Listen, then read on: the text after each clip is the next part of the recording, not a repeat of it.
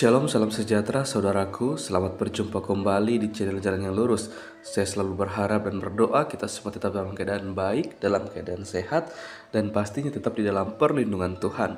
Saudaraku yang terkasih, di kesempatan kali ini kita kembali lagi akan bersama-sama akan melihat dan menyaksikan bagaimana Ustadz Suma kembali berulang, yang dimana dia dalam suatu ranah diskusi atau debat terus berkoar-koar tentang kekristenan. Dia selalu mencomot-comot ayat Alkitab yang ditafsirkan secara liar untuk menyerang iman Kristen itu sendiri. Namun apa yang terjadi ketika seorang apologet Kristen mematahkan setiap argumentasinya? Maka dari itu mari kita lihat bagaimana perjalanan diskusi tersebut dan bagaimana Ustadz Suma menjadi bulanan-bulanan dari para apologet Kristen. Selamat menyaksikan, Tuhan Yesus memberkati. Tentang nubuat atau ramalan atau praeksistensi. Yang dibahas di situ hanya tentang kenabian. Kitab-kitab terdahulu ketika berbicara mengenai manusia, maka ketika manusia itu akan diserahi sebagai penyampai firman, maka kedudukan tertinggi yang mereka punya itu adalah nabi. Nah, posisi kemuliaan yang kemudian diberikan kepada Yesus sebagai nabi akan lebih tepat posisinya di dunia ini, terutama ketika beliau datang membawa gagasan membersihkan pemahaman dewa, politeisme, dan segala atribut ketuhanan yang dinobatkan kepada manusia, kepada Bani Israel. Nah, dibandingkan ketika dengan persepsi bahwa meletakkan predikat Tuhan terhadap Nabi Allah, yaitu Yesus. Jadi ketika dibicarakan bahwa apakah nabi-nabi terdahulu mengenal Yesus, ya dikenal sebagai manusia, sebagai utusan bahwa akan datangnya. Tapi ketika ditanyakan apakah mereka mengenal secara mendetail, tidak. Yesus itu tidak dikenal. Bahkan kalau kita lebih jauh melihat dari segi nama aja, orang Yahudi tidak tahu siapa itu Yesus.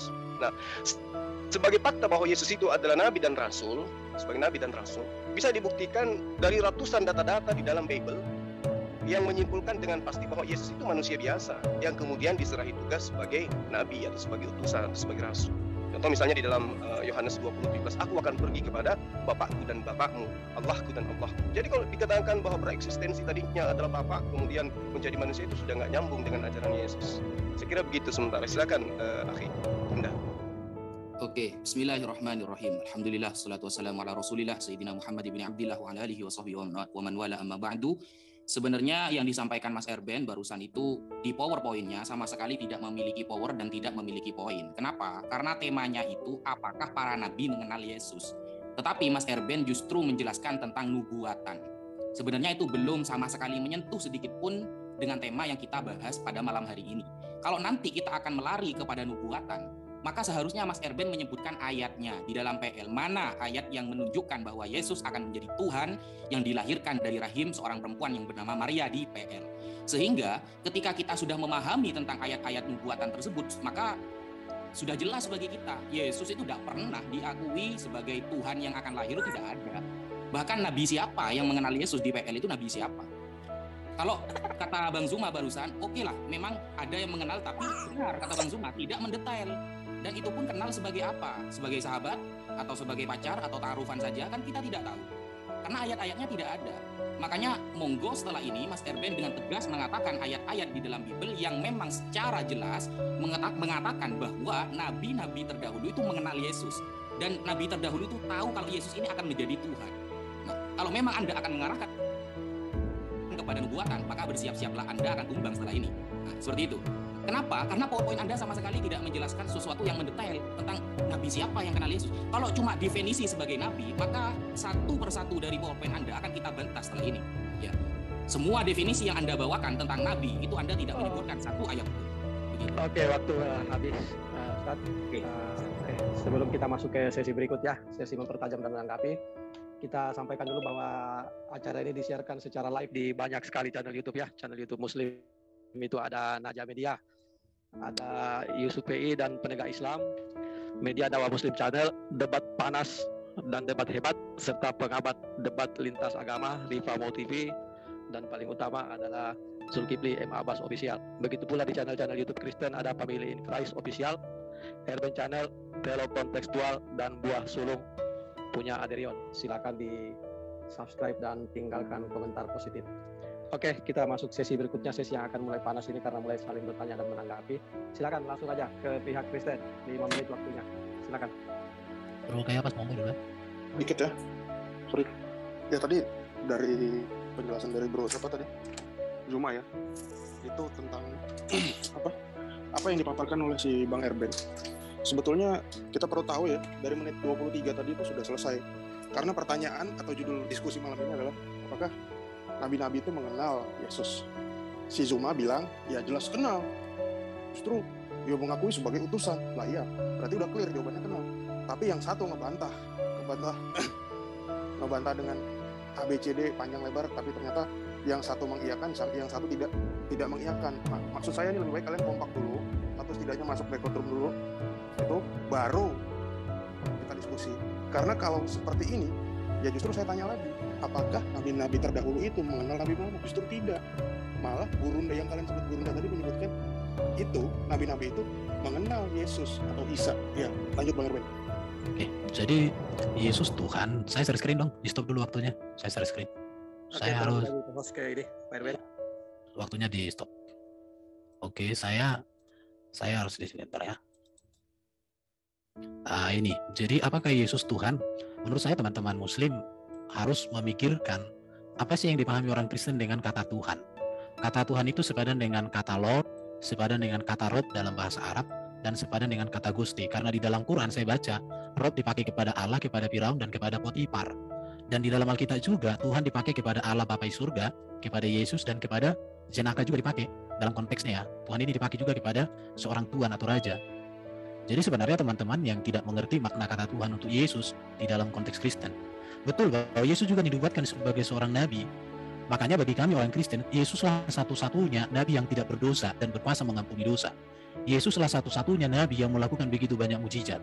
Yesuslah satu-satunya nabi yang punya ajaran etika dan moral yang sempurna. Tidak ada cacat celah. Makanya guru etika dan moral di dunia ini berpedoman kepada Yesus, bukan yang setelah Yesus. Yesuslah satu-satunya nabi yang bangkit dari kematian, dimuliakan oleh Bapa di surga dan naik ke surga untuk menyediakan surga. Yesus satu-satunya nabi yang datang di akhir zaman menjadi raja segala raja. Jadi ketuhanan Yesus itu berbicara kemesiasan Yesus. Ketuhanan Yesus itu berbicara tentang bahwa dia berkuasa di bumi di surga. Dia berkuasa atas maut, dia berkuasa atas iblis. Makanya Yesus ketika digoda tidak jatuh, ketika dia mati dia bangkit, itu bukti berkuasa itu. Kalau dikatakan Yesus manusia biasa, kalian klaim bahwa Yesus itu adalah Isa. Manusia biasa manakah yang bisa hidup di langit sana, diangkat hidup-hidup dalam konteks Muslim? Karena setahu saya di dalam Quran, barangkali tidak ada manusia yang diangkat hidup-hidup seperti Isa, digantikan dan lain sebagainya. Apakah kita layak mengatakan bahwa Yesus ini manusia biasa, sedangkan dia bisa hidup di langit sana, di awan-awan sana? Sementara kan kalau kepada Nabi Muhammad, Nabi kalian itu, sampai hari ini tidak ada jejaknya bahwa dia diangkat ke langit. Itu menurut saya. Baru tidak ada orang Kristen mengatakan bahwa Yesus sebelum manusia, dia adalah Bapa. Ini pelintiran dari saudara Juma. Saya mengatakan Yesus sebelum inkarnasi, dia adalah firman Allah yang kekal di dalam diri Allah, yang olehnya Allah menciptakan segala sesuatu. Di situ. Jadi Nabi kok jadi Tuhan? Tuhan di dalam konteks Kristen, ini harus dipahami ya, ini berbicara gelar kepenguasaan.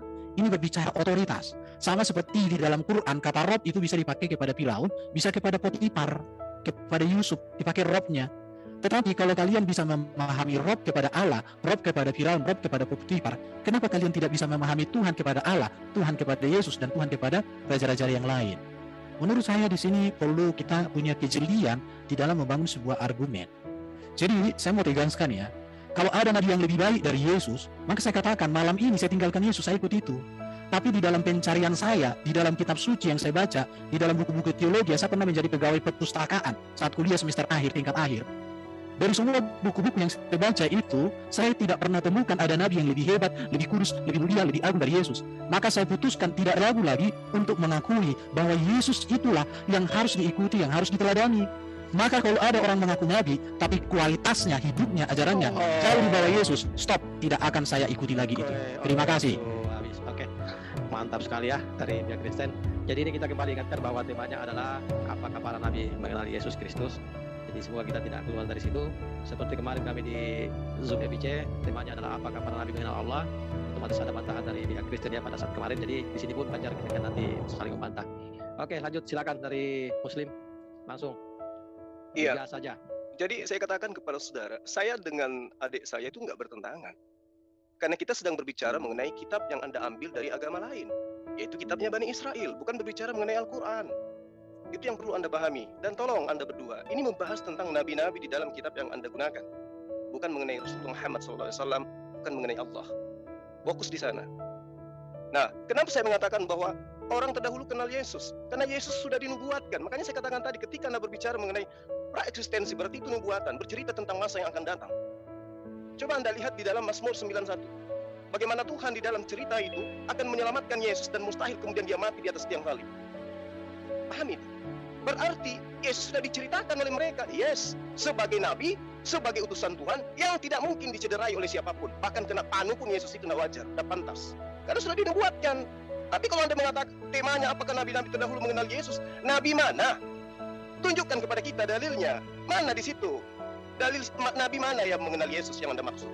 Dalam arti kata mengenal seperti apa yang diterangkan oleh adik saya tadi, bahwa nabi-nabi terdahulu mengenal ada Tuhan, ya Tuhan dalam arti kata yang dipahami oleh Erben, meski muatannya adalah untuk kemudian agar dipahamkan oleh warga Indonesia bahwa Yesus itu adalah Tuhan dalam perspektif negara Indonesia. Tidak akan pernah ada sosok manusia yang mengatakan bahwa nabi, bahwa Tuhan pencipta langit dan bumi itu musuh menjadi manusia, dibunuh oleh manusia. Itu poinnya. Ini yang sedang kita gali. Mana nabi yang memperkenalkan bahwa sosok Tuhannya mereka yang bersatu dengan Firman bakal menjadi manusia. Kalau Firman dalam perspektif ciptaan seperti apa yang ada di dalam kitabnya Sakaria 12 nomor 1, memang semua manusia itu adalah ciptaan Tuhan dan Yesus adalah manusia. Roma 1 nomor 3, Yesus berasal dari Bani Daud, artinya dia berasal dari sperma Daud. Nah, selesai di situ.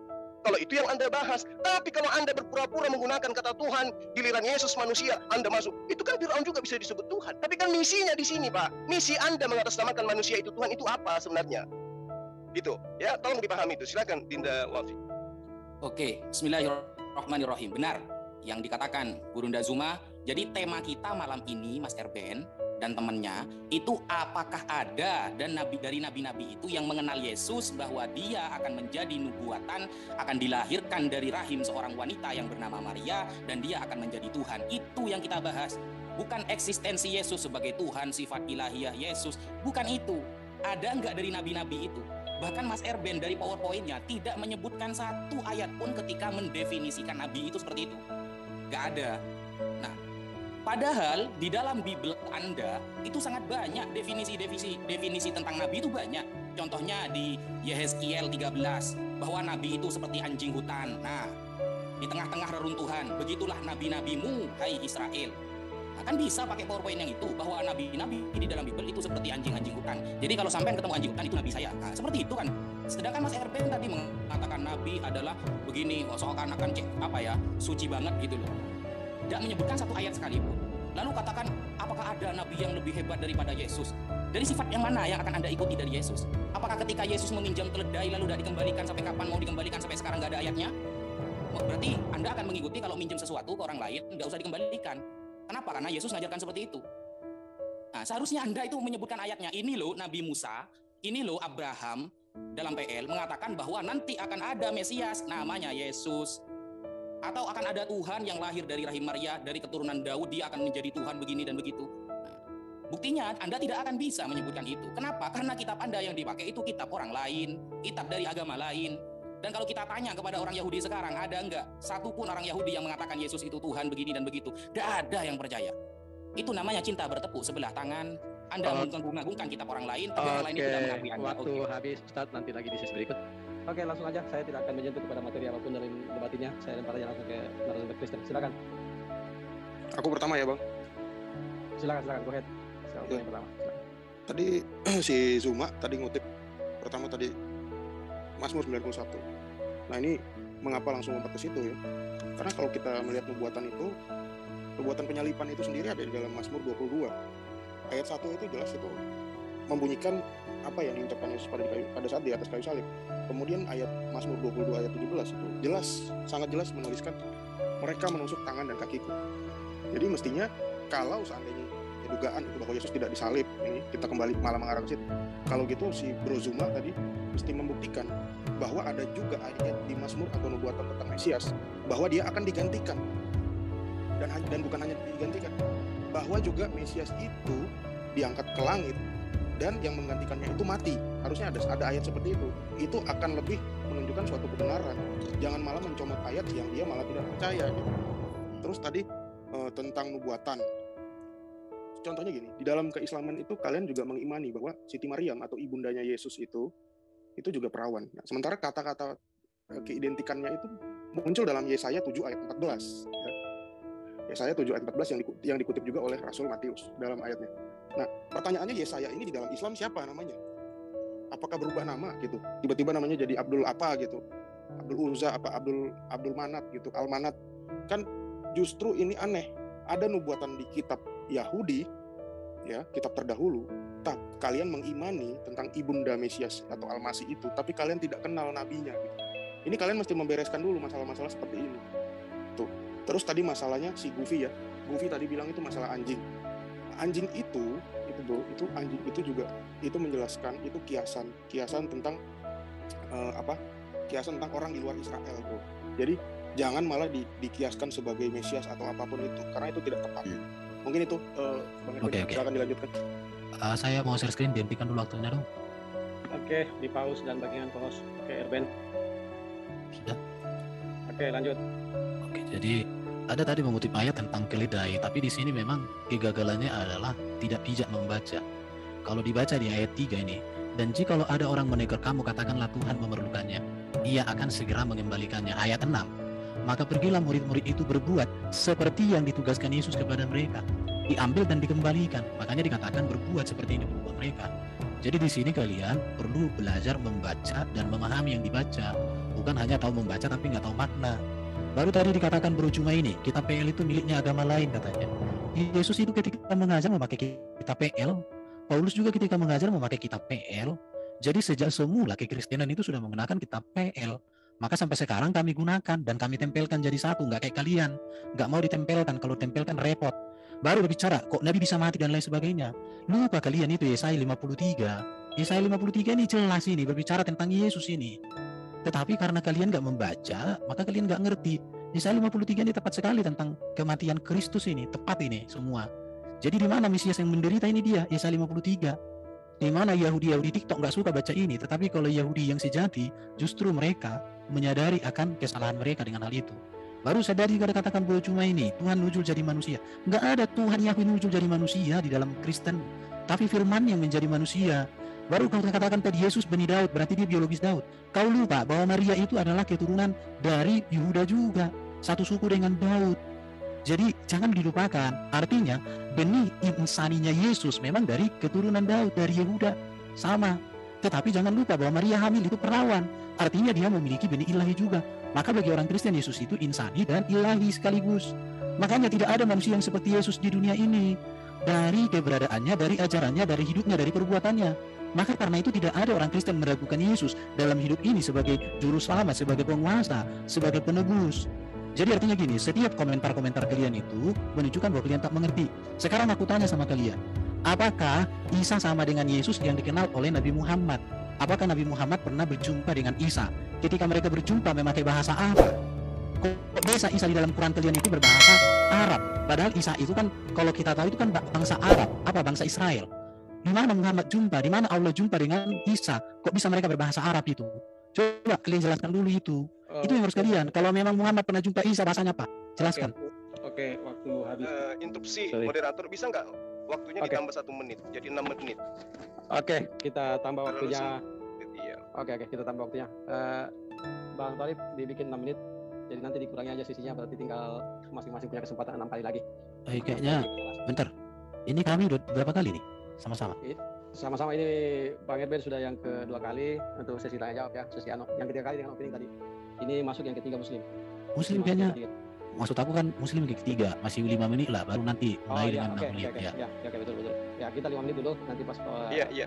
Oke. Ya, 5 menit dulu, nanti masuk di sesinya dia Kristen. Tolong Bang Thalib 5, oke. Oke, silakan lanjut. Kita kembalikan ke tema, silakan. Iya. Baik. Jadi kita sama sekali tidak menemukan apa yang menjadi sasaran tema kita. Ya, kita digiring membahas tentang sesuatu yang menjauh dari tema. Jadi ketika saya membawa Mazmur 91, itu nubuatan tentang Yesus berdasarkan kitab Anda. Baca di dalam Matius 4 nomor 6. Kalau engkau adalah anak Theos, jatuhkan dirimu ke bawah, sebab ada tertulis mengenai engkau bahwa Tuhan akan memerintahkan malaikat-malaikatnya dan mereka akan menatang engkau di atas tangannya supaya kakimu jangan terantuk kepada batu. Ini tertulis di mana? Di Mazmur 91. Dan ternyata di Mazmur 91 itu jelas Yesus itu kena panu pun tidak akan mungkin. Coba Anda baca dari data nomor 1 sampai nomor 16. Apa yang diterangkan tentang anak Tuhan yang akan dijadikan sebagai dasar pijakan untuk menaungi anak Tuhan. Siapa itu? Yesus. Berarti tidak ada kecelakaan bagi Yesus. Tidak ada salib bagi Yesus, tidak ada. Apalagi sampai ditusuk, ditampar, apalagi lari kepada Yesaya 53 tadi. Tidak ada. Yesaya 53 justru mengatakan, engkau akan melihat anak keturunanmu. Berarti Anda mau mengakui bahwa betul Yesus itu punya istri bernama Maria dan punya anak keturunan. Anda mengakui itu. Engkau akan bertumbuh di hadapan Tuhan. Berarti Anda mengakui Tuhan Anda tumbuh di depan Tuhan. Kan gitu ya. Terus kemudian ketika Anda mengatakan harusnya ada nubuatan tentang Yesus juga akan diselamatkan, akan ada orang yang menggantikan dia. Ada kawan. Amsal 21 nomor 18. Itu nubuatan untuk Yesus. Orang fasik dipakai sebagai tebusan bagi orang yang benar. Dan pengkhianat sebagai ganti orang yang jujur. Yesus jujur kata Anda. Kemudian Yudas pengkhianat.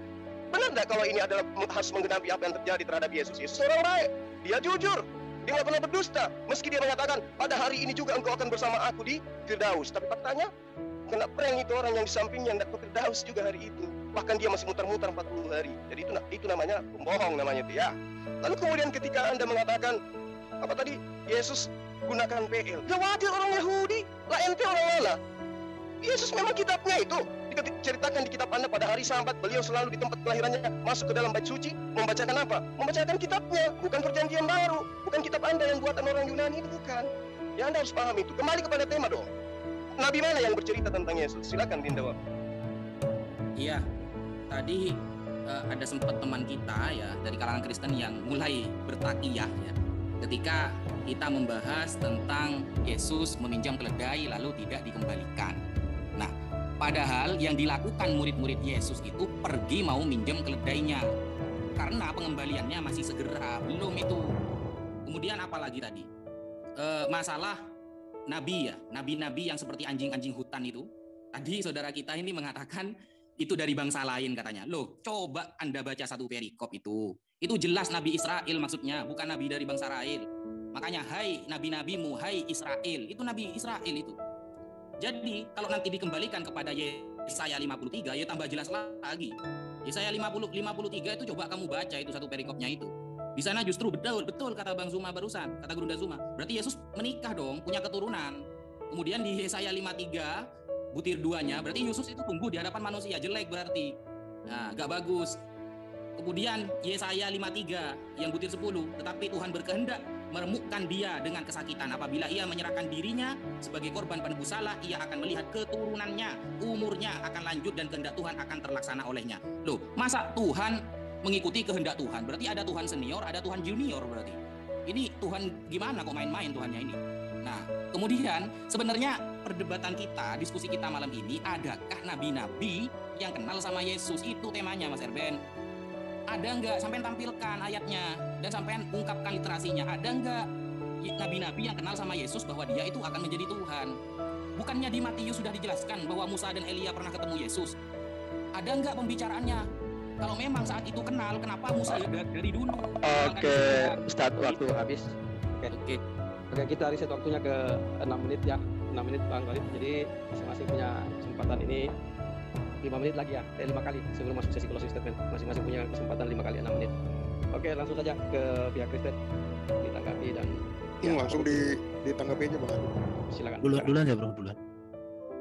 Aku ya tadi tentang tadi si Zuma ngutip Amsal lagi, aduh. Amsal ini di Islam ini kalau dia percaya Amsal, artinya dia harus sepenuhnya beriman kepada Amsal ya. Di Islam ini Amsal ini masuk kitab apa gitu? Kitab Taurat kah, Zabur atau apa? Terus 21 ayat 18 itu tadi ayat yang dia kutip itu juga itu sangat amat tidak nyambung ya, karena didasarkan tadi pada orang yang disalib di sebelah Yesus. Orang yang disalib sebelah Yesus itulah yang disebutkan di dalam Efesus 4 ayat 8. Makanya Yesus itu dia ke dunia orang mati untuk menebus orang-orang yang di perjanjian lama itu naik ke tempat yang tinggi. Kita baca Efesus 4 ayat 8. Tatkala ia naik ke tempat yang tinggi, ia membawa tawanan-tawanan, ia memberikan pemberian-pemberian kepada manusia. Nah, itu yang dikutip dari Mazmur 67 ayat 19. Gitu. Makanya jangan langsung lompat-lompat ke 91 gitu kalau tidak mengerti nubuatannya. Karena kalau kita berasumsi liar seperti si Zuma dan si temennya tadi, jadinya kita kebingungan sendiri, cuma bermain kata-kata doang. Dia tidak mengimani ayat kitab suci yang kita pegang, terus hanya berkutat pada pengertiannya sendiri.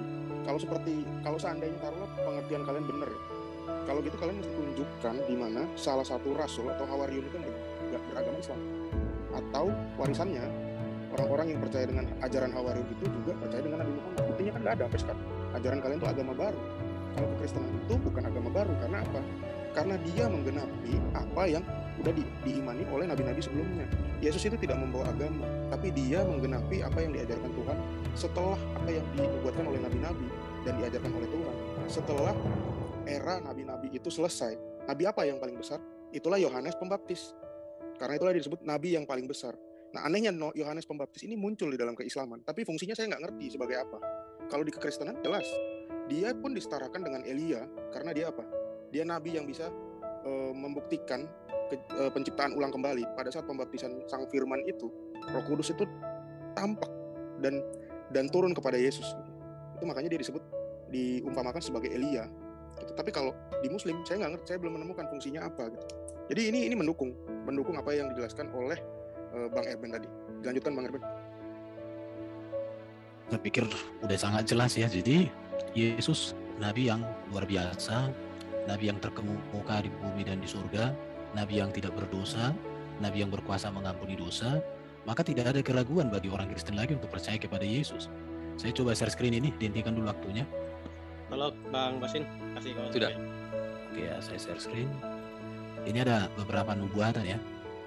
Jadi bahwa Sang Mesias itu akan datang sebagai keturunan Abraham, keturunan Daud, kelahiran dari anak darah, tempat lahir, dan dia akan ada pendahulu Yohanes, bahwa dia adalah sebagai seorang raja, nabi, dan imam. Baru dia juga menanggung dosa dunia, baru dia diolok-olok, tangan dan kakinya dipaku, tidak ada tulang yang patah, serdadu membuang undi, doa daripada Kristus ada dari Mazmur ini digenapi di sini, baru disesah bahkan dia mati, Yesaya 53, kebangkitan dan kenaikan. Jadi ini menegaskan bahwa kehadiran Yesus ini benar-benar adalah rencana daripada Allah Bapa di surga, yaitulah Bapa Yahweh itu. Dan semua ini dilakukan oleh Bapa di surga untuk Yesus hadir, supaya melalui Yesuslah manusia mengenal siapa Allah yang sempurna, siapa Allah yang benar, siapa Allah yang hidup, siapa Allah yang menyelamatkan, dan langsung pasti masuk surga, tidak melalui transit dulu begitu ya. Jadi apa yang tertulis di dalam Alkitab ini menegaskan tentang Yesus itulah yang menjadi pusat dari karya Allah untuk manusia dan dunia diselamatkan. Maka Yesus mengatakan, aku jalan kebenaran dan hidup. Tidak ada seorang pun yang sampai kepada Bapa kalau tidak melalui aku. Mengapa? Karena Bapa menghendaki bahwa keselamatan manusia hanya terjadi melalui utusannya yang agung, yaitu Yesus Kristus, Sang Firman yang hadir dalam rupa manusia. Maka Yesus itu firman, mengajarkan firman, meneladankan firman, dan menggenapi firman. Maka dikatakan di dalam Alkitab, di dalam Yesuslah berdiam seluruh kepenuhan keallahan. Maka karena itu tidak ada keraguan lagi untuk percaya kepada Yesus sebagai teladan, sebagai junjungan, sebagai pembimbing, sebagai penebus dan penyelamat. Ini yang mau saya tegaskan sama kawan-kawan semua. Kalau di Yesaya tadi ada katanya Tuhan Junior, Tuhan ini, kalian nggak mengerti beda kata Tuhan huruf besar semua dengan hanya Tuhan T huruf besar.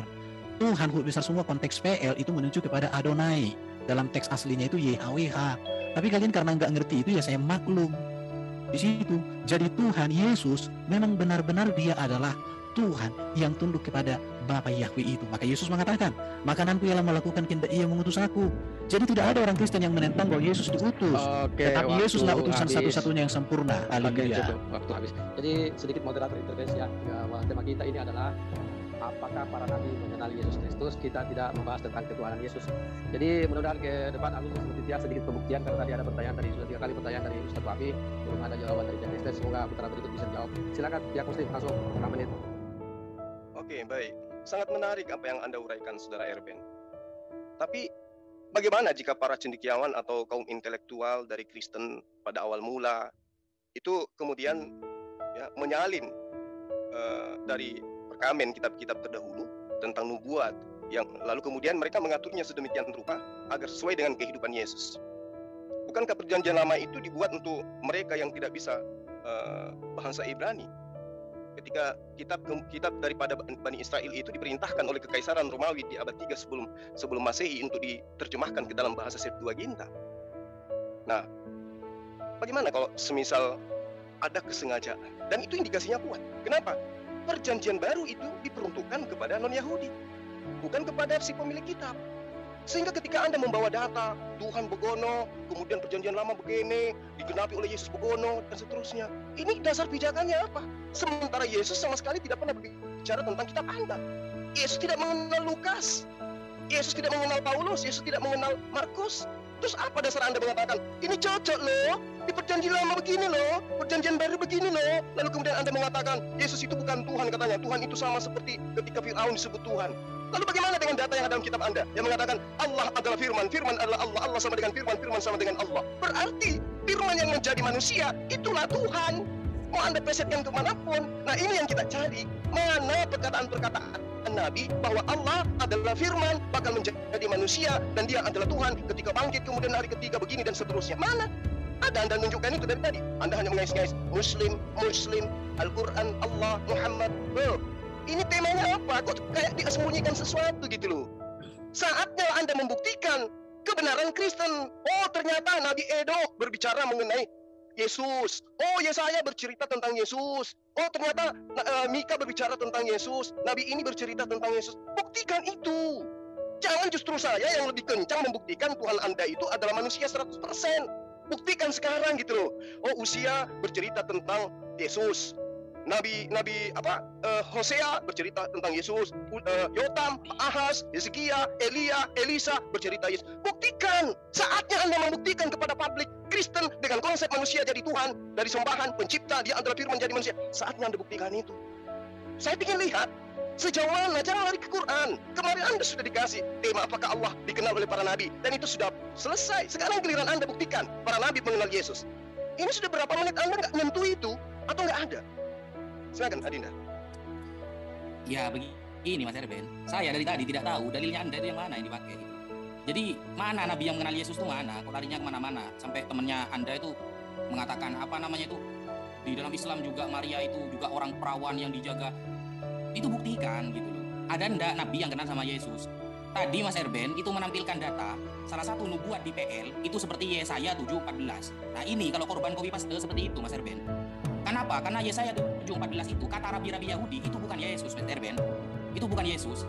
Immanuel ya, Immanuel yang akan dilahirkan itu. Boleh saya share screen? Saya share screen ya. Temur dihentikan kalau share screen ya. Ya, silakan. Ini kitabnya orang lain di copy paste sama Mas Erben ini. Enak aja. Timer di pause dulu sampai bicara. Ini Mas Erben. Di Sefaria Mas Erben. Di Sefaria. Maksudnya Immanuel ini bukan Yesus Mas Erben. Tapi kembali kepada Yesaya 8 ayat 3-nya, butir 3-nya. Apa Yesaya 8 butir 3-nya? Itu bukan Yesus. Yesus itu orang kapan Mas Erben? Nah, kita buka Yesaya 8. Ini kata orang Rabi Yahudi, ustadznya Yahudi nih Mas Erben. Ini kitabnya mereka. Nah, ini loh kata pembesar Yahudi. Kemudian aku menghadapi istriku yang mengandung dan melahirkan seorang anak laki-laki. Lalu berfirman Tuhan kepadaku, namailah dia Mahir Salal Hasbas ini Mas Erben. Panjang banget namanya, sekecamatan ini. Bukan Yesus, tidak ada Yesus itu di PL itu. Kata-kata Yesus sudah ada Mas Erben. Jadi jangan copy paste kitab orang lain lah gitu. Orang lain tuh mengatakan ini maksudnya Immanuel itu di PL Yesaya 7:14. Anda mengatakan Yesus dari mana? Itu pemerkosaan dalil namanya Mas Erben. Nah, gitu loh. Jadi sudahlah, jangan maksakan gitu. Kalau sudah udah tahu gitu, jangan lari-lari ke Islam lah. Apalagi dikatakan Maria perawan.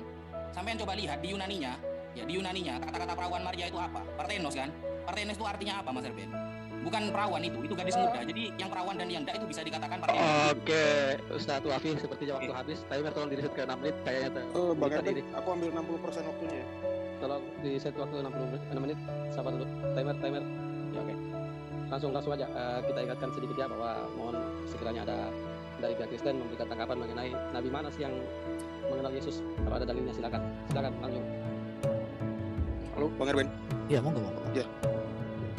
Tadi udah berulang kali saya jelasin nabi mana. Gak usah kita ngomong jauh-jauh. Tadi pertanyaan saya nggak dijawab juga. Yohanes itu kan di kalian nabi. Itulah yang jelas-jelas melihat sang Mesias itu di depan mata kepalanya sendiri. Terus tadi si Goofy sama si Zuma ini mau ngambil, kan kalian tuh nyolong kitab orang Yahudi. Nah ini sekarang aku tanya ke Bang Erben ya, kita dialog singkat. Kitab orang Yahudi sekarang itu namanya apa Bang? Kitab Taurat. Namanya kitab apa? Kan satunya Septuaginta yang pakai orang Kristen ya. Yang dipakai sama orang Yahudi apa? Jelaskan aja bro. langsung Ya, supaya nggak tersita waktu. kitab orang Yahudi itu kitab Masoret namanya. Yang kalian comot-comot tadi itu berbahasa Ibrani itu kitab Masoret. Pertanyaannya, kalau kitab yang sama dipakai oleh Yesus dan para rasul kami ya, itu adalah kitab yang sama, kenapa mereka bikin kitab Masoret setelah eranya Islam baru ada? Justru kitab Septuaginta ini jauh 300 tahun sebelum Masehi ya. Nah, ini suatu keanehan. Artinya ada nubuatan-nubuatan yang mau dihilangkan. Salah satunya tadi udah disebutkan sama si Zuma bahwa Yesus itu nggak ada di dalam pandangan orang Yahudi. Tapi anehnya di dalam pandangan orang Islam ada. Dan kalian bangga mencomot-comot kitabnya orang Yahudi yang disebut Masoret itu. Gitu. Orang Yahudi kata kalian tidak memakai bahasa Ibrani. Sekarang orang Yahudi itu ibadahnya di mana? Nah, aku tanya ke Bang Erben. Tempat ibadah orang Yahudi itu apa namanya? Seharusnya di Bait Allah kalau mereka kan. Nggak yang sekarang. Sekarang di sinagog, tapi sinagognya pun gimana itu? Sinagog itu bahasa apa? Bahasa apa itu? Sinagog itu bahasa Yunani, bukan bahasa Ibrani. Mereka memakai istilah Yahudi Ortodoks. Ortodoks itu bahasa Ibrani, bukan. Ortodoks itu bahasa Yunani. Mereka memakai istilah Metatron. Metatron itu bahasa Yunani, Metatronos. Itu sudah menggebuk kepala mereka sendiri. Terus, Nabi mana yang menjelaskan tentang Yesus? Ya. Yesus ini bagi kami, seperti yang dijelaskan oleh Bang Erben, dia adalah Tuhan dan Allah. Tuhan ini merujuk kepada kemanusiaan. Tuhan di atas segala Tuhan.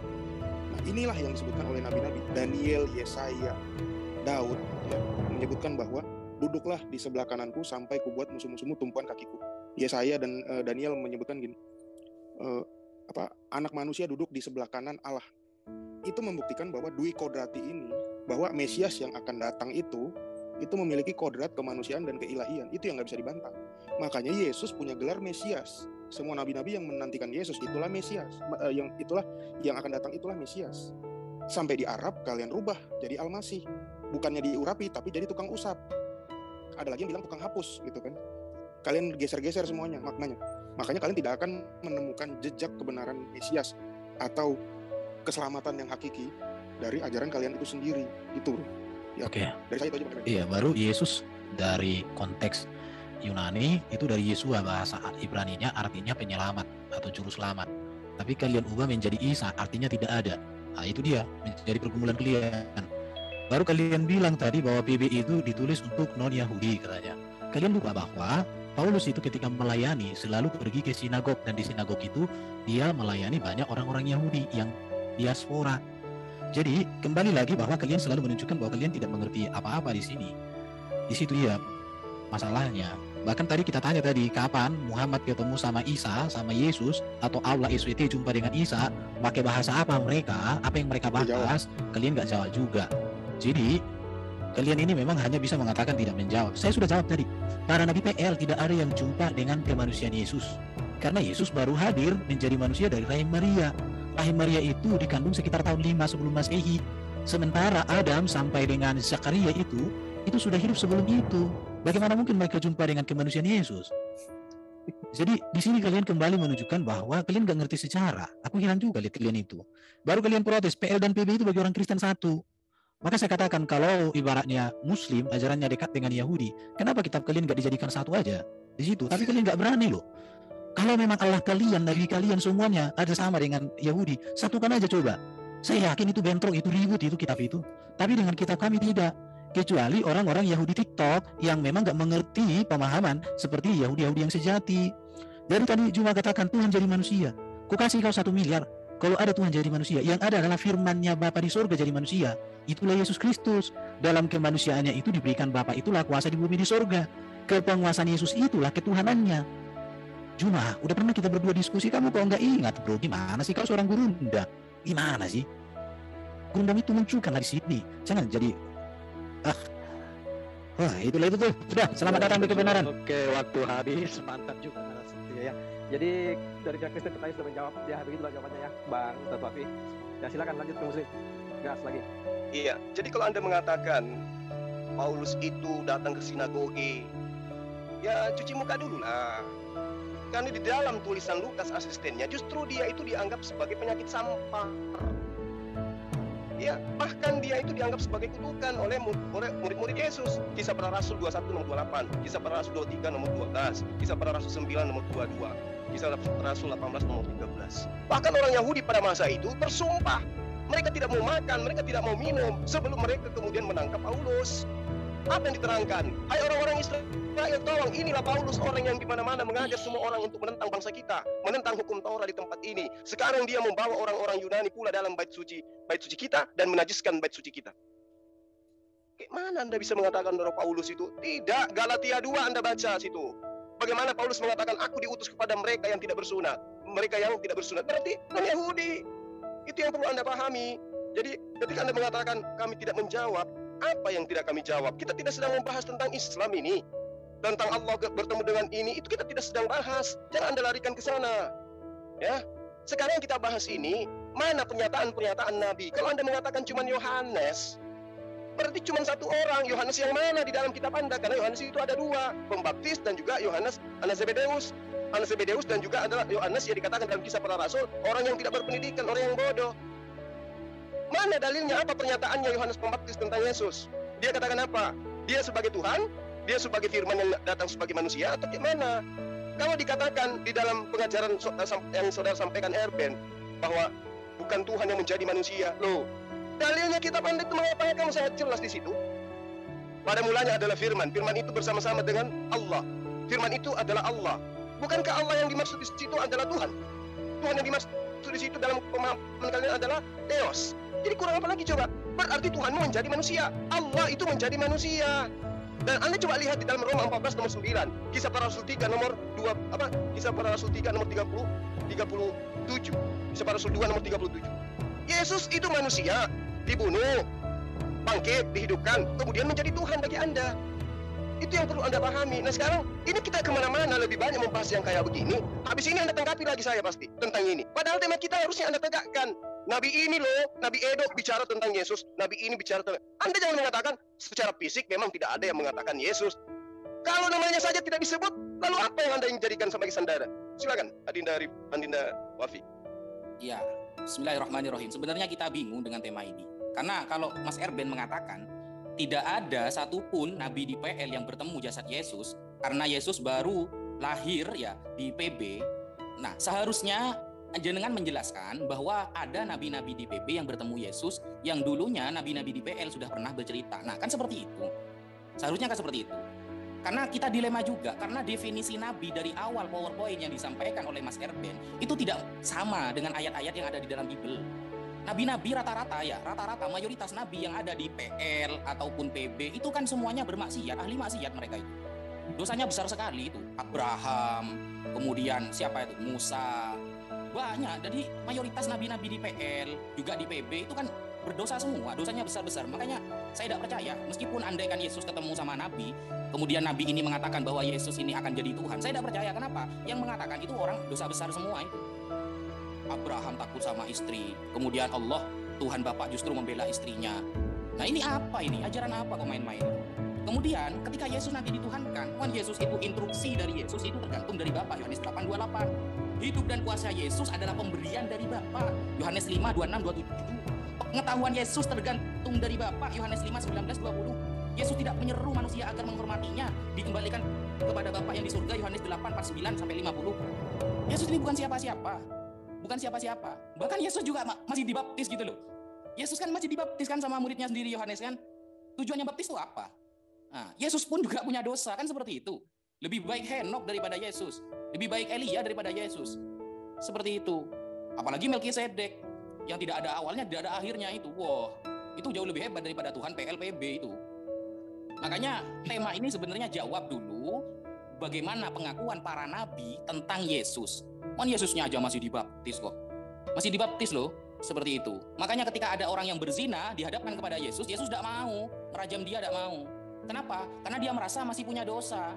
Kenapa? Karena Yesus waktu itu mengatakan waktu habis. Waktu habis, Ustaz. Oke, langsung aja kita lebar ke pihak Kristen. Silakan 6 menit. Ada pernyataan Bro Juma yang kita bahas hari ini adalah Alkitab bukan Quran. Ini bagi saya menegaskan bahwa nabi-nabi di dalam Quran memang tidak ada hubungan dengan nabi-nabi di dalam Alkitab. Terima kasih Bro Juma, kamu menegaskan hal itu. Kenapa saya katakan demikian? Karena di dalam Quran, setahu saya para nabi juga banyak. Ya, para nabi termasuk Nabi Yahya itu kalian klaim sebagai Yohanes. Maka dari tadi kita tanya sama kalian, apa sih nubuatan nabi-nabi di Quran itu tentang Isa yang kalian klaim sebagai Yesus? Di situ. Tapi kalau kalian nggak mau bahas Quran, itu membuktikan bahwa Quran kalian itu lemah. Kami siap membahas Alkitab. Sebentar. Ini ke tema, kembali ke tema Loh, dulu. Kalau kenapa? memang jangan dipotong dulu. Gini, sebentar. Saya punya kapasitas untuk ulang dari tema. Seperti moderator di sana kemarin. Oke, siap. Lanjut. Gini. Tenang, kita nggak bakal kabur kayak kemarin. Tenang. Iya, Jangan tenang. masuk tema. Timer di pause dulu. Timer, pause. Kalau Oke, memang silakan, ini- moderator. kalau orang tidak ini apa yang disampaikan tadi memang tidak jawabannya bilang aja memang tidak ada gitu loh. Loh, Jangan menyentuh-sentuh ini moderator gitu. kan siapa? Sesuai Sebentar. dengan Tema kita adalah siapa Nabi yang mengenal Yesus. Orang Muslim kan Apakah sebentar. apakah para nabi mengenal Sebentar, Yesus? aku tanya dulu sama moderator supaya ada pijakan saya. Yesus kalian klaim nggak sama dengan Isa? Saya bukan narasumber di sini. Oke, enggak. Pastikan dulu, tanya dulu. Sebentar, moderator tolong tanya dulu sama narasumber Muslim. Apakah Isa kalian anggap sama dengan Yesus? Biar tahu saya. Enggak, apakah tidak ada para nabi yang mengenal Yesus? Kalau tidak ada, bilang tidak ada. Jangan mutar-mutar. Tidak ada poin didapat dari tadi. Silakan lanjutkan. Enggak, sebentar. Saya pastikan dulu moderator. Apakah Isa yang ada di Quran kalian anggap sama dengan Yesus? Kalau yang datang kepada Bani Israel yang adalah manusia 100%, bukan Tuhan, ya. Oke. Berarti pertanyaan saya, nabi-nabi itu yang di Quran itu, apa nubuatan mereka tentang Isa dan apa yang digenapi Isa? Khususnya Nabi Yahya. Apa yang dikatakan Nabi Yahya Kenapa tentang larinya ke Isa? Apakah Anda mengakui bahwa Isa adalah Yesus? Kan kalian tadi mengatakan, kalian mengatakan. Kembali Gimana saya tanya sih? sama Anda. Di pause dulu biar moderator intervensi dulu. Kita ingatkan kembali bahwa temanya adalah Lucu ini orang. apakah para nabi mengenal Yesus Kristus? Ya, apakah para nabi mengenal Yesus Kristus? Jika memang para nabi mengenal Yesus Kristus, katakan iya dan tunjukkan Kamu dalilnya yang bisa mana. rupanya. Gitu aja kan? Sederhana. Oke, Oke, silakan. terima kasih. Oke, nggak apa-apa. Kita fokus kali kita aja bro ya. Bro kayak apa? Siap. Tadi Ustadz Wafi mengatakan pengetahuan, kuasa, dan ajaran Yesus berasal dari Allah Bapa di surga. Pertanyaan saya, kepada siapakah para nabi di dunia ini diberikan kuasa sama seperti kepada Yesus, atau diberikan ajaran sama seperti kepada ajaran Yesus, pengetahuan sama seperti kepada Yesus? Tidak ada. Maka pengetahuan dan kuasa dan ajaran yang diberikan oleh Bapa di surga kepada Yesus itu unggul atas semua para nabi. Maka bagi kami, Yesuslah puncak dari seluruh pengajaran etika dan moral yang disampaikan oleh para nabi. Itu yang harus saya tegaskan sama kawan-kawan semua di sini. Baru tadi dikatakan Nabi PL maksiat, Abraham. Bagi kami Abraham itu bukan nabi. Daud itu bukan nabi. Salomo itu bukan nabi, itu raja jabatannya. Nabi itu Samuel. Samuel itu nggak ada maksiat Samuel. Yesaya nggak ada maksiat Yesaya. Musa nggak ada maksiat Musa. Jadi tinggal di sini premis kalian tentang nabi itu dengan Kristen itu berbeda banget. Bahkan nabi di dalam Alkitab itu tidak pernah itu berbicara untuk hawa nafsunya, kepentingannya, untuk perkawinannya, nggak pernah. Tapi dia selalu berbicara apa yang menjadi isi hati Allah Bapa di surga untuk bangsa Israel. Itu yang selalu disampaikan di situ ya. Jadi saya mau katakan sama kawan-kawan di sini, yang kita oke lanjut dulu bro, sudah cukup lah berasa. Tadi karena si Goofy juga mengais-ngais tentang Melkisedek ya. Melkisedek ini ya, itu Nama saya bukan Gofi, ulangi ya. Oh. Wafi, bukan Gofi. Wafi. Dari awal Gofi terus ini. Ya, sorry. Jadi Melkisedek itu juga di Muslim kan nggak ada ya. Kalau saya tidak salah namanya juga jadi Hidir dan tidak tahu fungsi atau manfaatnya apa. Itu kalau di kami jelas dalam kitab Ibrani siapa itu Melkisedek itu disebutkan bahwa dia imam besar Allah, yaitulah sang firman itu. Makanya dia tidak berbapa, tidak beribu, harinya tidak berkesudahan. Nah, termasuk tentang Henok dan Elia itu juga bagi kami juga jelas siapa Henok dan Elia dalam Wahyu 11 ayat 8. Dia akan turun. Dialah yang akan menjadi saksi Kristus. Dua orang saksi Kristus itulah Henok dan Elia yang akan mencicipi kematian. Orang Yahudi tidak bisa menjelaskan ini, termasuk orang Islam. Nah, Henok dan Elia nanti turun, itulah yang akan membunuh hewan yang dari jurang itu. Dan dia akan mati di bawah salib. Nah, ini saya menduga-duga bahwa dua orang inilah yang menjadi tuduhan bahwa Isa akan membunuh babi dan mematahkan salib. Padahal itu adalah kitab Wahyu yang disalahartikan oleh Baginda. Gitu. Nah, mulai sekarang saran saya sih jangan berusaha untuk mengais-ngais apa yang dipakai sama orang Yahudi ya, karena apa yang mereka pakai itu jauh setelah keislaman, bukan setelah kekristenan lagi, jauh setelah keislaman. Bro kayak apa? Lanjut, Bang. Bukan. Aku gini kan, kalau mereka protes Paulus, setahu saya dalam satu tafsir atau hadisnya orang-orang Muslim ada juga berbicara Paulus, murid-murid Hawariyun ya. Cuman ya ada. Nanti bisa kalau kalian butuh data, ya lanjut bro. Ini, Jelaskan kalau dulu bro. Tadi kalau mau Semakin datang, jauh dari tema ini. Bukan, kau tadi kan bahas Paulus bro, ya harus sekarang diluruskan.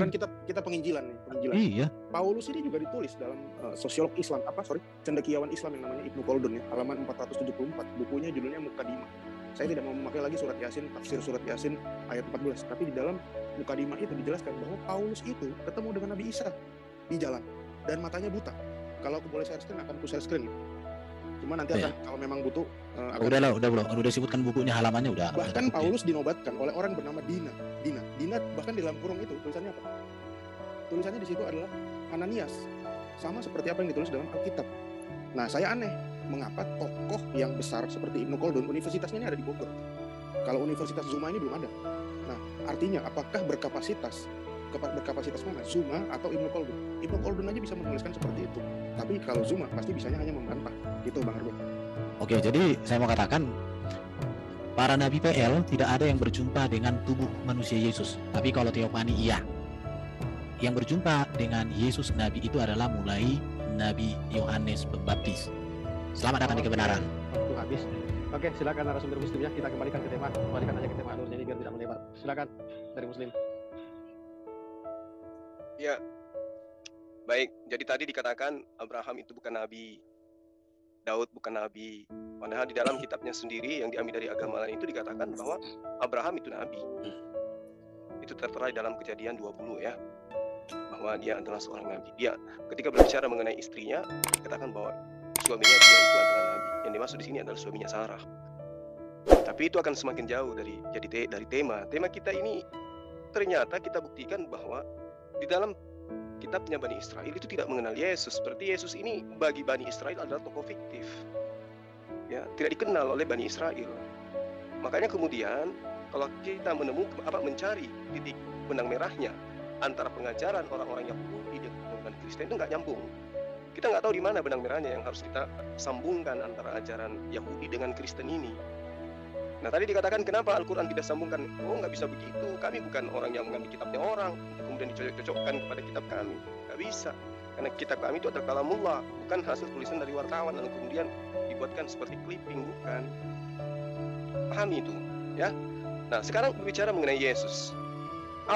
Apakah nabi-nabi terdahulu mengenal Yesus? Jawabannya tidak. Itu aja, simple, sederhana. Berarti Yesus ini adalah oknum yang dibuat untuk dijual ke Romawi, untuk dijual ke Yunani, untuk dijadikan sebagai anak dewa, anak Theos, dan itu laris. Bahkan ajaran itu dijadikan sebagai agama resmi. Orang Yahudi tepuk tangan. Itu yang perlu Anda pahami. Makanya Kristen itu ya gemuruh gelombangnya datang ke negara kita ini bukan dari orang Yahudi yang ngajarin, tapi orang Barat. Kenapa? Karena konsep itu memang dari ahli kitab dijajakan kepada mereka yang tidak bersunat, kepada mereka yang suka makan babi, kepada mereka yang ibadahnya hari Minggu. Laris manis agama itu. Jadi kalau kita mencari, apakah ada nabi yang mengenal Yesus? Nggak ada. Karena Yesus itu adalah tokoh yang dibentuk untuk dijual kepada non-Yahudi. Dan itulah Anda. Silakan Dinda Walfi. Iya, sebenarnya Bismillahirrahmanirrahim, tema yang kita bahas itu intinya berarti kalau boleh saya simpulkan, jawaban dari Mas Erben dan Kaipas, tidak ada satupun semua nabi yang ada di PL itu mengetahui terhadap Yesus. Gak ada yang tahu.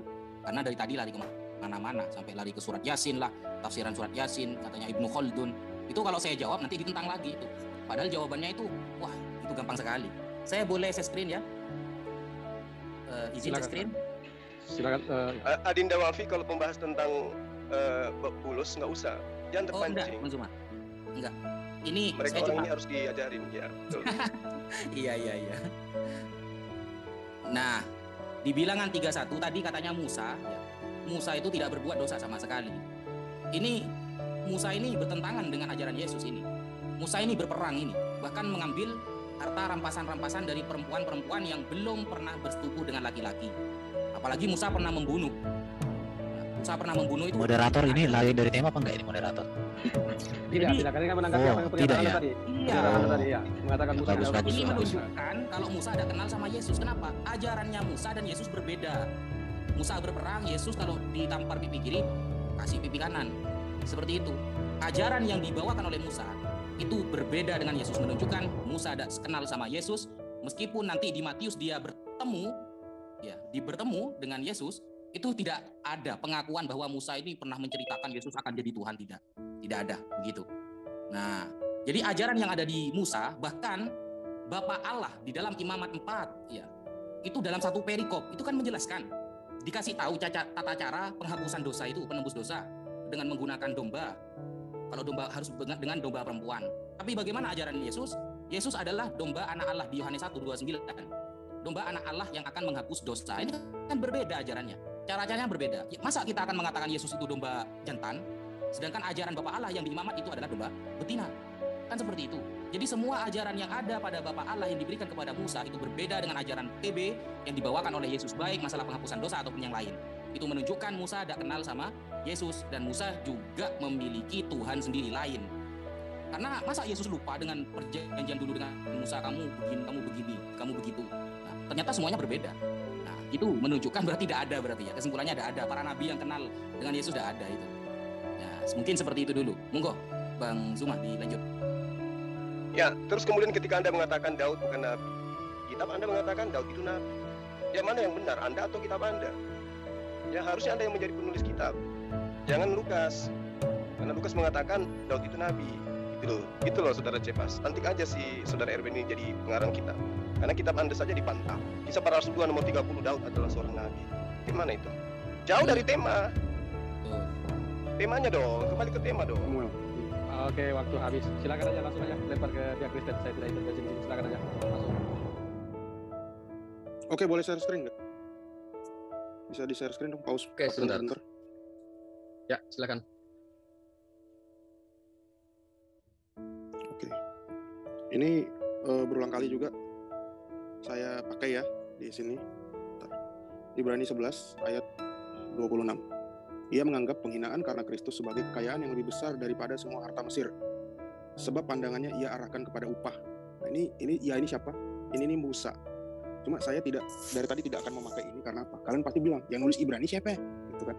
Ini kan perjanjian baru. Nah, ini sebetulnya adalah penjelasan bahwa Kristus itu memang benar-benar sudah dikenal. Namun seperti yang tadi kami tegaskan di awal, itu adalah teofani.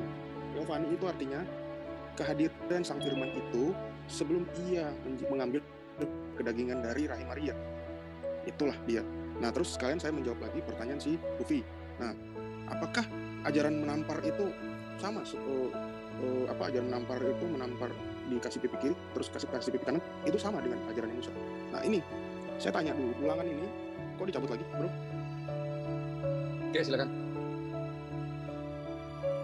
Apakah ulangan ini ditulis oleh Yesaya atau Daud? Ini kan kita Taurat nih, ulangan. Sebab itu sunatlah hatimu dan janganlah kamu lagi tegar tepuk. Oke, ini ulangan 10 ayat 16 ya. Kemudian saya memberikan lagi, janganlah engkau menuntut balas dan janganlah menaruh dendam terhadap orang-orang sebangsamu, melainkan kasihilah sesamamu manusia seperti dirimu sendiri. Akulah Tuhan. Di mana yang berbeda?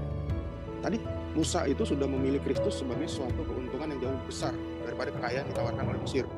Nah, ini imamat ini ditulis oleh siapa? Ini kan kitab Taurat. Ya nggak tahu memang karena di dalam Tauratnya Muslim memang berbeda. Bahkan 10 perintah Allah kalian juga nggak punya kan? Nah, itulah yang dijelaskan. Makanya di dalam Lukas 24 ayat 44, Yesus berkata bahwa harus digenapi semua tentang aku di kitab Taurat, di kitab Nabi-Nabi, dan di kitab Kidung-Kidung. Itu yang menjelaskan bahwa siapa itu Yesus, itu yang dinubuatkan. Itu makanya juga orang Yahudi hingga detik ini masih menunggu Mesias. Mesias yang sama seperti Yesus, tapi dia tidak bisa menghapus dosa ya. Mesias yang sudah datang itu kami imani, itulah Tuhan dan Allah. Seperti tadi yang saya sampaikan, bahwa dia duduk di sebelah kanan Allah. Anak manusia duduk di sebelah kanan Allah. Mesias itu harus memiliki kodrat, keilahian, dan kemanusiaan. Itulah yang dibuatkan oleh nabi-nabi terdahulu, bukan nabi-nabi setelah era Muslim. Gitu. Nah, mereka masih menunggu di dalam keislaman, gelar Al-Masih itu nggak ada fungsinya. Gitu. Silakan Bang Eben. Aku mau share screen, waktunya dong. Di pause dulu, Bang. Oke, saya mau share screen. Mulai dari sini dulu ya. Saya hanya tunjukkan data saja. Ini berbicara tentang keterangan nubuatan dan penggenapannya tentang Yesus. Jadi banyak sekali di sini. Jadi memang kitab PL itu sudah banyak berbicara tentang siapa Mesias, dan itulah Yesus dalam iman Kristen. Saya hanya tunjukkan aja. Ini saya ambil dari data-data yang sudah tervalidasi. Di dalam ayat ini ada banyak sekali nih. Daniel, semuanya ada nih. Jadi kalau ditanya ayatnya mana, banyak sekali. Kita ini bisa tunjukkan ayat dan bisa dibaca ini semua. Tinggal kalian cari aja, daripada aku jelaskan satu-satu, waktunya nggak ada. Oke, sekarang saya akan share screen. Daud itu nabi, apa sih artinya Daud nabi? Saya sudah pernah membuat materi untuk hal itu, karena saya suka dengan PowerPoint, walaupun bagi orang nggak ada poin yang nggak ada poinnya, tapi bagi orang yang berpikir poinnya sangat menggentarkan ini. Itu ya, lihat ini, ya. Jadi Daud adalah nabi, ini ayatnya. Oke, saya jelaskan aja. Nabi Daud apa ya, Yunaninya kan prophetes, nabi, bisa kitab nabi juga, atau bisa juga bagian dari kitab-kitab nabi atau isi kitab nabi. Nabi atau kitab nabi ini kalau di dalam interlinear Yunani Indonesia. Maka prophetes ini artinya orang yang memiliki kemampuan dan memberitahukan kejadian masa depan. Jadi bukan jabatan ya. Jadi orang Kristen membedakan jabatan nabi dengan karunia nabi. Dari pengertian tersebut, pernyataan Petrus dalam Kisah Rasul 2 ayat 9:30 tentang Daud sebagai seorang nabi adalah benar, sebab Daud menulis tulisan-tulisan, yaitu kitab Mazmur. Tidak semua kitab Mazmur, tetapi sebagian tulisan Daud. Kitab Mazmur itu memiliki kaitan dengan kitab para nabi. Daud diberikan Tuhan memiliki kemampuan melihat kejadian masa depan serta memberitahukannya, maka disebut dia nabi. Jadi bukan jabatan ya. Jabatan nabi itu nggak mungkin dia. Baru bukti-bukti dapat Daud disebut sebagai seorang nabi. Daud menulis kitab Mazmur yang merupakan bagian dari kitab-kitab para nabi. Daud diberikan Tuhan melihat kemampuan untuk kejadian masa depan serta memberitahukannya. Contohnya ini, saya tunjukkan ya. Mazmur 132, Tuhan telah menyatakan sumpah sedia kepada Daud. Mazmur 110 ayat 1, 2 Samuel 7 ayat 12-16 dan seterusnya itu ya. Oke, saya tunjukkan aja. Ayat ini merupakan nubuat tentang Mesias yang akan datang sebagai keturunan Daud untuk memimpin sebagai raja segala raja. Ini berbicara kedatangan yang kedua. Oke, kesimpulannya, dari pengertian tersebut maka Daud dapat disebut sebagai nabi, tetapi bukan dalam makna bahwa Daud memiliki jabatan sebagai nabi, sebab Daud jabatannya adalah raja. Daud mengetahui dan memberitahukan kehadiran Sang Mesias, raja bangkit dari antara orang mati. Itulah Yesus. Jadi Daud seorang raja. Oke, saya tunjukkan aja. Oke, haleluya. Langsung ke pihak Muslim, langsung aja disanggah. Oke, jadi sekali lagi saya katakan, saudara Erben ini lebih cocok jadi penulis Bible, kalah penulis Bible yang lain. Musa juga kalah. Dia harusnya yang jadi penulis Bible ini, dilantik nanti di Konsili Indonesia 2022. Bilangan 12 nomor 6. Ya, dengarkan Erben. Bilangan 12 nomor 6. Firman Tuhan kepada siapa? Kepada Musa. Apa yang dikatakan Tuhan? Dengarkanlah firmanku ini. Jika di antara kamu ada seorang nabi, maka aku akan menyatakan diriku kepadanya melalui penglihatan, dan aku akan berbicara kepadanya melalui mimpi. Abraham alami itu kan? Musa, Daud juga alami itu kan? Jadi definisi nabi yang kau karang-karang itu, ini tabrakan dengan apa yang ada dalam kitabnya Bani Israel. Meskipun hanya terjemahan, pahamilah itu kan sudah bahasa Indonesia, harusnya kau ngerti. Nabi itu seperti apa? Sesuai dengan firman Tuhan yang ada di dalam kitabnya Bani Israel. Jangan kau ngarang sendiri. Karena ini ada data, dan kita juga belajar tentang itu. Oke? Nah, sekarang ketika Anda mengatakan, apakah nabi-nabi bercerita tentang Yesus? Mana nabinya yang menceritakan bahwa Tuhan akan berubah menjadi manusia, kemudian manusia itu akan bangkit, dan kemudian dia menjadi Tuhan? Di mana itu tertera? Nabi mana yang menceritakan itu? Jangan-jangan nabi luga lagi. Jadi kita belum menemukan poin itu. Ya, kita belum menemukan poin itu. Apakah nabi terdahulu mengenal Yesus? Nggak ada nabi yang mengenal Yesus. Kalau Anda mengatakan segala sesuatu yang tertulis di dalam kitab para nabi, Yesaya, Mazmur dan seterusnya, Torah akan tergenapi. Sekarang buktikan aja dulu. Mazmur 91 itu tadi yang kalian ingkari itu. Di situ Yesus sebagai anak Tuhan. Nah, apa nubuatan Tuhan kepada anak Tuhan di dalam Mazmur 91? Bisa tidak dia kena panu? Tidak, apalagi dibunuh. Berarti ketika digenapin apa yang ada di dalam Mazmur 91, maka mustahil Yesus itu disalib. Mustahil juga kalau dikatakan di dalam Yesaya 45 nomor 6, mustahil juga Yesus itu adalah Tuhan. Yesaya 43 nomor 10, mustahil juga Yesaya itu bercerita bahwa Tuhan dibentuk menjadi manusia. Ya, nggak ada itu cerita bahwa Yesus itu diceritakan dia adalah firman menjadi manusia. Mana coba? Tidak ada. Yesaya 55 nomor 11 malah menerangkan ketika Tuhan menghendaki sesuatu, maka firman keluar dari mulutnya. Bukan firman itu keluar dari mulut vagina, bukan, tapi dari mulut Tuhan. Lalu kemudian Mazmur 33 nomor 9, ketika Tuhan menghendaki sesuatu, dia hanya memerintahkan, maka semua itu ada. Dia hanya berkata, maka semua itu jadi. Lah, kok Tuhan jadi manusia, firman jadi manusia? Gimana ceritanya tuh? Firman Tuhan menjadi manusia, kalam Allah menjadi manusia. Bukan, kehendak Tuhannya yang menjadikan segala sesuatu itu ada. Ya, jadi kita belum menemukan itu. Ini sudah 1 jam lebih. Silakan Dinda Waf. Ya, bismillahirrahmanirrahim. Jadi sebenarnya saya masih bingung dengan jawaban kalian ini. Berarti kan tidak ada sama sekali nabi yang mengenal Yesus itu padahal Tuhan loh. Tuhan yang katanya dinubuatkan akan turun ke bumi, ternyata ada yang menceritakannya. Itu hanya nubuatan-nubuatan versi tafsiran Anda semua kan, yang Anda tampilkan itu banyak sekali. Memang banyak ayatnya, tapi tafsiran Anda cabang pribadi. Abraham aja dari diakui jadi nabi itu loh. Padahal di Kejadian 20 butir ke-7 sudah jelas. Kembalikanlah istri orang itu sebab dia seorang nabi. Kemudian Daud juga ditentang. Padahal ayatnya sudah jelas. Ayat yang jelas masih ditafsiri. Oke, kalau memang mau tafsir-tafsiran, saya katakan Daud itu Tuhan loh. Tuhan Daud itu bukan nabi. Kenapa? Mazmur 18 butir 51 dengan tegas mengatakan ia menguraikan keselamatan yang besar kepada raja yang diangkatnya. dan menunjukkan kasih setia kepada orang yang diurapinya. Nah, Daud juga Mesias, diurapi. Makanya di original teksnya dalam Mazmur itu arti diurapi itu kan limsiho, akar katanya masaha, kalau bahasa Arabnya al-masih, artinya yang diurapi. Berarti kalau main tafsir-tafsiran, saya berani mengatakan Daud itulah yang Tuhan, bukan Mesias yang Anda katakan Yesus itu. Kan seperti itu. Coba kalau ayatnya sudah jelas, sudah bertentangan dengan doktrin, pasti akan Anda mengatakan ini perumpamaan. Tapi kenapa ayat-ayat yang cocok dengan doktrin Anda mengatakan ini ayat yang jelas? Standarnya itu kan tidak ada, begitu. Berarti jawaban Anda tidak ada sama sekali dari awal. Padahal ini Tuhan loh yang mau turun itu. Ternyata Nabi tidak ada yang menceritakan kepada umatnya itu. Tidak ada berarti ya, Nabi-Nabi itu. Dan ayat-ayat yang sudah jelas dikatakan dia Nabi, ternyata tidak.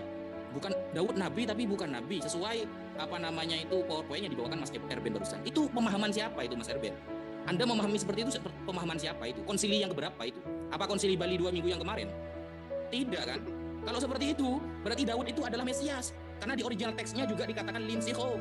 Dari bahasa Arab Al-Masih, Daud juga Mesias berarti. Di Mazmur kan seperti itu. Kalau main tafsir-tafsiran kan begitu nantinya. Monggo dilanjutkan, Bang Zuma. Ya, jadi jelas ya, saudara, Anda tidak bisa membuktikan bahwa Nabi-Nabi terdahulu bercerita tentang Tuhan Anda yang adalah manusia. Oke, Demikian. waktu habis kan. Jadi masing-masing punya kesempatan satu putaran ya sebelum closing statement. Jadi ini kesempatan terakhir ke pihak Kristen untuk memperkuat argumennya, mempertajam materinya sebelum masuk sesi closing statement. Silakan pihak Kristen. Silakan Bro Kayapas dulu. Ya, aku dikit ya. Tadi Bro siapa tadi yang bilang Daud? Wafi bilang bahwa Daud juga Mesias. Ya, Daud itu diurapi sama Nabi Nathan, Bro. Itu kalau di Islam juga Nabi Nathan nggak tahu apa namanya. Mungkin jadi namanya berubah lagi jauh ya. Tapi kalau Yesus itu jelas di dalam Yesaya 61. Roh Tuhan Allah ada padaku, oleh karena Tuhan telah mengurapi aku. Ini yang mengurapi dia langsung adalah Allah itu sendiri, Tuhan yang besar ya. Ia mengutus aku untuk menyampaikan kabar baik kepada orang yang sengsara, merawat orang yang remuk hati, untuk memberitakan pembebasan kepada orang-orang tawanan dan kepada orang-orang terkurung kelepasan dari penjara. Nah, ini kalau di kitab Septuaginta ini ada satu kata yang dihapus sama Masoretic Text ya, yaitu menyembuhkan mata orang yang buta. Ini juga ada di Muslim juga nih. Isa menyembuhkan mata orang yang buta. Makanya di kitab Lukas itu Lukas mengutip kalimat ini secara terperinci. Jadi itu perbedaannya, Bro. Nah, teringat lagi tentang apa ya? Oh ya, satu lagi koreksi buat Bro siapa? Bro Wafi tadi. Yohanes itu adalah sepupu Yesus ya, bukan muridnya. Tadi Bro salah ucap. Udah Bang Erben, dilanjutkan. Aku sih itu aja ya, karena kita berusaha menggali topik yang lebih dalam. Mereka hanya berkutat di dalam kitab-kitab kita saja, tidak berani mengutip dari kitab mereka. Lanjut, Bang. Ya nggak apa-apa Bro, karena memang tidak ada nabi di kitab mereka yang mengenal Yesus atau menubuatkan Yesus. Jadi tidak apa-apa, wajar itu mereka tidak mau membahas itu. Kalau ada nabi yang menubuatkan Yesus di dalam kitab mereka, maka mereka. Jadi hal ini menegaskan bahwa memang kitab kita tidak ada hubungan dengan saudara Muslim ini. Dan Isa yang mereka klaim juga dengan yang lain-lainnya itu nggak ada hubungan dengan kitab kita. Itu penegasan yang bisa kita dapat dari setiap jawaban-jawaban mereka. Nggak apa-apa, ya, itu sangat nanti bagus. Kalau kita ngomong Nabi Mika juga, Mika kan menubuatkan bahwa Mesias itu akan lahir di Bethlehem, bukan di bawah pohon kurma ya. Iya. Nanti kalau kita jawab juga, mereka nggak ngerti juga gitu. Yesaya nggak ada, Daniel nggak ada, Mika nggak ada, Melkisedek nggak ada, Elia sama Henok nggak tahu mau kemana gitu kan. Ini capek juga. Baru untuk kawan-kawan ini, saya sudah tegaskan bahwa Tuhan Yahweh jadi manusia itu tidak ada, tapi firman-Nya yang jadi manusia. Baru ketuhanan Yesus itu berbicara ke penguasaannya bahwa dia Mesias. Dia yang berkuasa mengampuni dosa, dia berkuasa mengalahkan maut, dia berkuasa membawa manusia ke surga. Karena Yesus mengatakan, akulah kebangkitan dan hidup. Barang siapa percaya kepada aku, ya hidup walaupun sudah mati. Itulah Yesus. Jadi makanya di dalam Yesus ada hidup yang kekal. Bahkan Yesus dikatakan sebab anak manusia berkuasa untuk mengampuni dosa katanya. Itulah Yesus. Jadi kalau Yesus dibaptis juga tidak ada masalah bagi orang Kristen. Justru baptisan Yesus itulah menegaskan bahwa dia merendahkan diri menjadi sama dengan manusia seperti kami. Tetapi catatannya adalah waktu Yesus dibaptis itu ada deklarasi yang datang suara langsung dari surga dan disertai oleh penampakan dari Roh Suci, Roh Kudus melalui burung merpati. Inilah anak yang kukasihi, kepadanya lah aku berkenan. Itu deklarasi langsung dari surga. Maka tidak ada para nabi yang dideklarasikan, apalagi kalau nabi yang mendapatkan deklarasi itu dari orang yang tidak kompeten. Contoh seperti di tempat yang sunyi atau dari orang yang tidak kompeten, itu bagi kami jadi meragukan sekali. Jadi mau saya katakan gini ya, Yesus itu Tuhan, yes. Artinya apa? Dia berkuasa di bumi, di surga, berkuasa mengampuni dosa, berkuasa mengalahkan maut, berkuasa mengalahkan iblis, dan berkuasa memberikan hidup yang kekal. Dan kekuasaan Yesus ini adalah dari Bapa di surga yang darinya dia berasal. Karena Yesus mengatakan, aku datang dan keluar dari Bapa. Hanya satu-satunya Yesus yang datang dan keluar dari Bapa. Yang lain itu hasil biologis, kecuali Adam. Adam itu dibentuk dari debu tanah, diciptakan, dibentuk, diberikan hidup. Kalau Hawa dari tulang rusuk, bukan dari berbagai jenis tanah ya. Beda lagi nanti. Karena Adam di dalam Alkitab itu bukan diutus malaikat naik turun dari langit ke bumi untuk ambil tanah, ditolak berapa kali, kemudian terakhir berhasil. Gak ada kayak gitu. Jadi Diciptakan. Iya, diciptakan. Baru kata yang pertama dikatakan alhamdulillah katanya ketika sudah saya ngomong, ya udah itulah itu ya.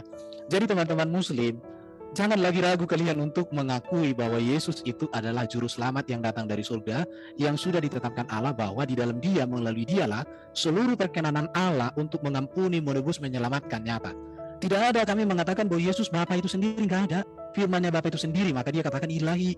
Karena dia lahirkan dari wanita perawan Maria, maka dia adalah manusia, insani. Tetapi dia manusia yang sempurna, yang nggak ada dosanya sama sekali, bro. Di situ dikatakan, bahkan kalau Isa sama dengan Yesus, aku pernah baca di kitab-kitab kalian itu, sesungguhnya semua manusia yang dilahirkan oleh manusia telah dijamah oleh setan, kecuali Isa dijamah iblis, kecuali Isa putra Maryam, katanya gitu. Jadi sebenarnya kalau kalian menghina Yesus, kalian harus menghapus dulu itu ayat-ayat itu. Baru Yesus terkemuka di surga mulia. Kalian hapus dulu itu kalau kalian berani menghina Yesus. Itulah kira-kira dulu dari saya. Selamat datang di kebenaran. Waktu habis. Jadi ini kesempatan terakhir kepada pihak Muslim untuk memberikan sanggahan tentang kapan ya sebelum masuk sesi closing statement. Silakan dari pihak Muslim. Iya, jadi memang kalau kita berbicara mengenai Nabi Isa alaihissalam, beliau adalah manusia suci. Tapi ketika kita berbicara mengenai Yesus, dia adalah manusia yang terkutuk di dalam kitabnya Kristen. Isa manusia yang mulia, manusia yang suci di kitabnya Islam. Di kitabnya Kristen, Yesus manusia terkutuk. Itu nggak bisa dipungkiri tuh. Nah, lalu kemudian saudara Ebel mengatakan, satu-satunya yang keluar dari aku, satu-satunya apa, Yesus satu-satunya yang keluar dari Bapa. Anda ini bertahun-tahun, berpuluh tahun belajar sampai sekolah tinggi, itu belajar apa sebenarnya? Matius 4 nomor 4. Yesus sendiri yang mengatakan, ada tertulis manusia bukan dari roti saja, tetapi dari setiap firman yang keluar dari mulut Allah. Jadi semua manusia ini keluar dari mulut Allah, keluar dari Allah. Atau Anda mengatakan Yesus bukan keluar dari mulut, tapi dari bawah. Yesus dari mulut kan? Iya kan? Apa buktinya? Gabriel datang kepada Maria, Tuhan ingin engkau hamil. Itu firman yang keluar dari mulut Allah. Sesuai dengan Yesaya 55 nomor 11, Mazmur 33 nomor 9. Aku menginginkan Maria perawan itu hamil dan melahirkan manusia bernama Yesus. Sudah selesai. Berarti Yesus sama dengan manusia yang lain, berasal keluar dari firman Tuhan. Ya, jadi berhenti mengatakan bahwa Yesus itu satu-satunya firman yang keluar. Percuma juga kau bilang itu keluar satu-satunya dari Tuhan, tapi ternyata di kitab Anda itu dia manusia terkutuk. Bahkan Paulus pun menghinanya, ya kan? Nah, kalau Anda ingin bercerita tentang adakah nabi yang bercerita tentang Yesus, ya Anda harusnya mengatakan ada Nabi Paulus. Ini yang saya tunggu dari tadi. Kenapa Anda nggak berani mengatakan Nabi Paulus? Bukankah di dalam kitab Anda dikatakan Paulus itu nabi, Saulus itu nabi? Katakan aja dia itu adalah nabi. Lagian di dalam Bilangan 12 yang saya katakan tadi, nomor 6, jika ada di tengahmu seorang nabi, aku akan berkata menyatakan diri kepadanya. Apakah Paulus itu menuliskan bukan karena firman Tuhan? Bukan karena dari Tuhan yang dia tulis itu? Lukas, ya, bilang aja kalian itu punya nabi, Lukas, Markus, Paulus, itulah nabi-nabi kalian. Nah, sesi berikutnya kita akan buktikan apakah betul mereka ini nabi Tuhan atau nabi palsu, kan gitu. Akui penulis kitab kanonik itu nabi yang menceritakan tentang Tuhan kalian yang datang dalam rupa manusia, mati dibunuh manusia. Akui itu. Karena kalau kalian mencari di perjanjian lama kitabnya Bani Israel, tidak akan Anda temukan. Tidak akan Anda temukan kecuali sosok nabi yang diselamatkan, yang tidak mungkin kemudian mati, yang diangkat karena malaikat datang di tangannya. Nah, itu baru Yesus. Tapi kalau yang dikatakan mati dan ini, itu dewanya orang yang Romawi itu yang dijual itu. Makanya saya katakan, kalau Anda ingin mengatakan, nabi mana yang menceritakan tentang Yesus datang dan rupa manusia, dia adalah Tuhan yang mengambil rupa manusia, mengosongkan diri dan seterusnya. Katakan, Nabi Saulus dari Tarsus. Nah, itu baru jantan. Silakan Dinda Wafi. Iya, tadi Kak Ipas mengatakan yang mengurapi, bismillahirrahmanirrahim, yang mengurapi Daud itu adalah Nathan ya. Coba nanti setelah ini bawa ayatnya ya. Kalau bisa dengan original teksnya, bahwa Nathan pernah mengurapi Daud. Anda mengatakan saya salah barusan. Ya, bahwa Anda mengatakan yang mengurapi Daud adalah Nathan. Itu coba bawa ayatnya. Ya. Nah, kan salah kan? Nah, kalau salah itu nggak usah seperti itu, Mas. Ya, sampean mengatakan saya saya salah ngomong, ternyata Anda salah dari tadi. Nah, manggil nama saya saja dari tadi Anda salah, kan seperti itu. Nah, jadi jelas kalau Anda mengatakan Nathan pernah mengurapi Daud, itu pembohongan besar. Tidak ada ayatnya itu. Kemudian di Lukas ya, di Lukas kan jelas itu. Yesus juga dibaptis. Ngapain dibaptis Yesus itu? Coba jelaskan apa gunanya pembaptisan itu apa? Kok sampai Tuhan juga ikut dibaptis itu? Jadi dari awal sampai akhir tidak ada satupun jawaban yang mengena dari tema ini bahwa para nabi sama sekali tidak mengenal Yesus. Nah, kalau cuma hanya juru selamat Yesua ya dalam original teksnya itu, ya Yahya juga disebut Yesus dalam Ibraninya kan seperti itu, juga bisa disebut dengan juru selamat. Makanya kalau sampean ingin menafsiri sesuai dengan PowerPoint yang Anda bawa, betul kata Bang Zuma, konsili lagi, diurapi lagi kitab Anda itu, karena tidak sesuai dengan pemahaman yang ada sesuai dengan original teks. Kenapa kita kok selalu membawakan kepada original teks? Karena terjemahan yang sekarang LAI itu udah ketemu alur ngawurnya, ngawur itu banyak yang ngawur itu. Makanya harus ada konsili lagi. Kalau bisa dibalik konsilinya, biar enak seperti itu. Jadi langsung benar nanti, tidak ada konsili lagi. Jadi dari tadi tidak ada jawabannya, itu tidak ada ya, tidak ada. Bahkan ketika Kaipas mengatakan saya salah bicara, ternyata Anda juga salah bicara sekarang. Coba buktikan satu ayat saja yang mengatakan Nathan pernah mengurapi Daud. Anda salah bicara. Seperti itu. Monggo, Bang Zuma. Nah, tadi juga Anda mengatakan cuma Yesus yang diurapi langsung oleh Tuhan. Ini Anda belajar di mana sih kalian ini? Ya, Kores itu juga diurapi langsung oleh Tuhan. Yesaya 45 nomor 1. Yesaya juga diurapi langsung oleh Tuhan. Yesaya 61 nomor 1. Jadi itu kan ayat eksekutif. Sabar, tidak dipotong. Ya, tinggalkan ajaran yang membuat kalian kayak begini, jadi bulan-bulanan oleh kitab kalian sendiri gitu loh. Kores itu diurapin. Waktu habis. Sudah. Oke, sebelum masuk sesi closing statement ya, kita kembali ingatkan bahwa acara ini disiarkan secara live di beberapa channel muslim, yaitu pengamat debat lintas agama, debat hebat, Basin Media, debat panas, Naja Media, Yusuf PI, dan Penegak Islam. Dan masih banyak lagi ya, saya tidak sempat sebutkan satu persatu. Juga di channel Kristen ada Family Enterprise Channel, Family Enterprise Official, Erben Channel, dan Teolog Kontekstual serta Buah Sulung. Silakan di subscribe dan tinggalkan komentar positif. Oke, sesuai kesepakatan yang kami sudah sepakati dengan pihak EPJ, dalam hal ini Pak Kaisar Fahim dan Pak Kayafas kemarin juga hadir, bahwa jika di Zoom Muslim maka yang belakangan closing statement adalah Muslim, jika di Zoom Kristen, Kristen yang belakangan closing statement. Dan materi closing statement tidak lagi menimbulkan pertanyaan baru dan tidak cukup menyimpulkan hasil diskusi tadi sesuai pemahaman masing-masing lah. Silakan kepada masing-masing narasumber menyimpulkan hasil diskusi tadi tanpa membuka narasi yang bisa menimbulkan orang penasaran untuk menjawab lagi. Silakan kita dahulukan lagi pihak Kristen yang duluan untuk closing statement. Berapa menit ini Bang Abi? 6 menit sesuai aja. Bang Erben, aku dulu ya. Monggo. Terima kasih atas waktunya teman-teman muslim ya.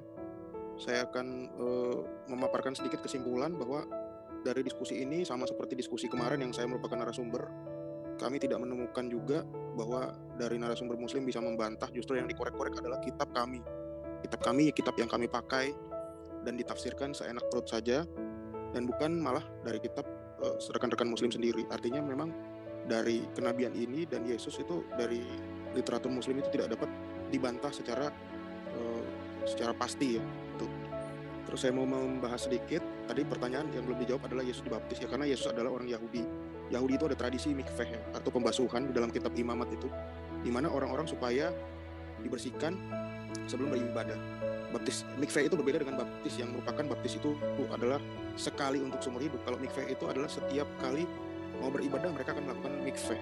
Jadi konsep yang ada di PL digenapi oleh Perjanjian Baru gitu. Terus kitab yang dikutip mengenai roh Tuhan ada padaku, itu kan roh Tuhan itu ada dalam diri Yesus ya. Itu kalau mau dikutip Kores juga itu nggak nyambung, karena yang di situ Kores tidak memiliki roh Tuhan ya, dan dia juga tidak diurapi secara langsung. Dan Yesaya 61 itulah yang menceritakan tentang Yesus tuh. Terus mengenai tadi Yesus boleh katanya si Zuma tadi, Yesus itu panu aja nggak boleh. Ya memang Yesus nggak punya panu di punggungnya, di pundaknya, apalagi tanda tompel gitu nggak ada. Karena di Yesaya 9 ayat 6 lambang pemerintahan itu ada di atas bahunya. Dan itu bukan artinya ada sesuatu yang nempel di pundaknya, enggak. Itu adalah alegoris di mana dia kekuasaan ketuhanan dia itu. Terus yang paling fatal tadi Bro Gufi tadi bilang Yohanes Pembaptis. Oh ya, salah lagi. Yohanes Pembaptis itu adalah murid Yesus. Yohanes Pembaptis itu bukan murid Yesus, bro. Ini saya mengikuti debat Anda dengan Sofiatol beberapa minggu lalu ya. Anda juga bilang kok Yohanes Pembaptis nulis kitab, kalau nggak salah itu fatal. Makanya saran saya, biar kompak, kalian lebih baik melakukan muktamar dulu untuk berdiskusi dengan kami gitu. Jadi waktu ini tidak terbuang, partisipan yang nonton itu juga nggak kecewa gitu, bro.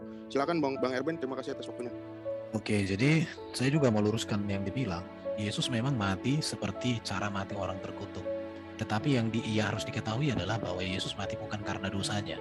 Karena berdasarkan pengakuan Herodes, Pilatus, bahkan orang-orang yang menyalibkan dan orang yang disalibkan bersama dengan dia, menegaskan hal itu bahwa Yesus tidak berdosa. Tetapi yang harus diingat lagi bahwa melalui kematian Kristus itu terjadi penebusan keselamatan bagi manusia. Pertanyaannya, bagaimana dengan kematian Nabi yang setelah Yesus yang diagungkan oleh pengikutnya? Apakah itu berdampak bagi hidupnya? Ya, itu menjadi pertanyaan, begitu ya. Tetapi Yesus jelas berdampak, dan itu saya alami secara pribadi dalam diri saya. Alkitab kami ini adalah kitab yang luar biasa. Saya katakan kitab paling sempurna di dunia. Kenapa? Karena bisa dibuktikan dari sejarah. Beda dengan kitab yang lain, kalau dibandingkan dengan sejarah nggak bisa ngapa-ngapain. Tetapi kalau orang katakan kitab kita ini ngawur, ada tadi mengatakan kitab ngawur, menurut saya karena nggak sampai ke sana ilmunya. Baru tadi kalau dikatakan kami tidak menjawab, sebenarnya kami sudah jawab semua. Cuma jawaban kami itu tidak sesuai dengan apa yang kalian inginkan. Karena kalian menginginkan kami menjawab seperti keinginan kalian. Sementara pertanyaan kami, kalian tidak ada jawab dan tidak mau kalian untuk menjawab atau mengangkat kitab kalian sendiri. Saya juga heran dengan kalian. Seharusnya kan kitab yang detail dan sempurna itu beranilah kalian bawa di sini untuk kita tanya. Tetapi dari tadi kalian bilang malah kita nggak bahas Quran, kita bahas Alkitab. Ya terima kasih, saya harus menegaskan, berarti para nabi tidak ada di dalam Quran. Dan saya bersyukur akan hal itu supaya menegaskan bahwa memang Quran ini bagi saya berarti kitab yang datang sekitar 600 tahun setelah Yesus dan tidak ada hubungan dengan Yesus, dan ribuan tahun setelah Musa, atau komplit lah 600 tahun setelah kitab PL dan PB komplit.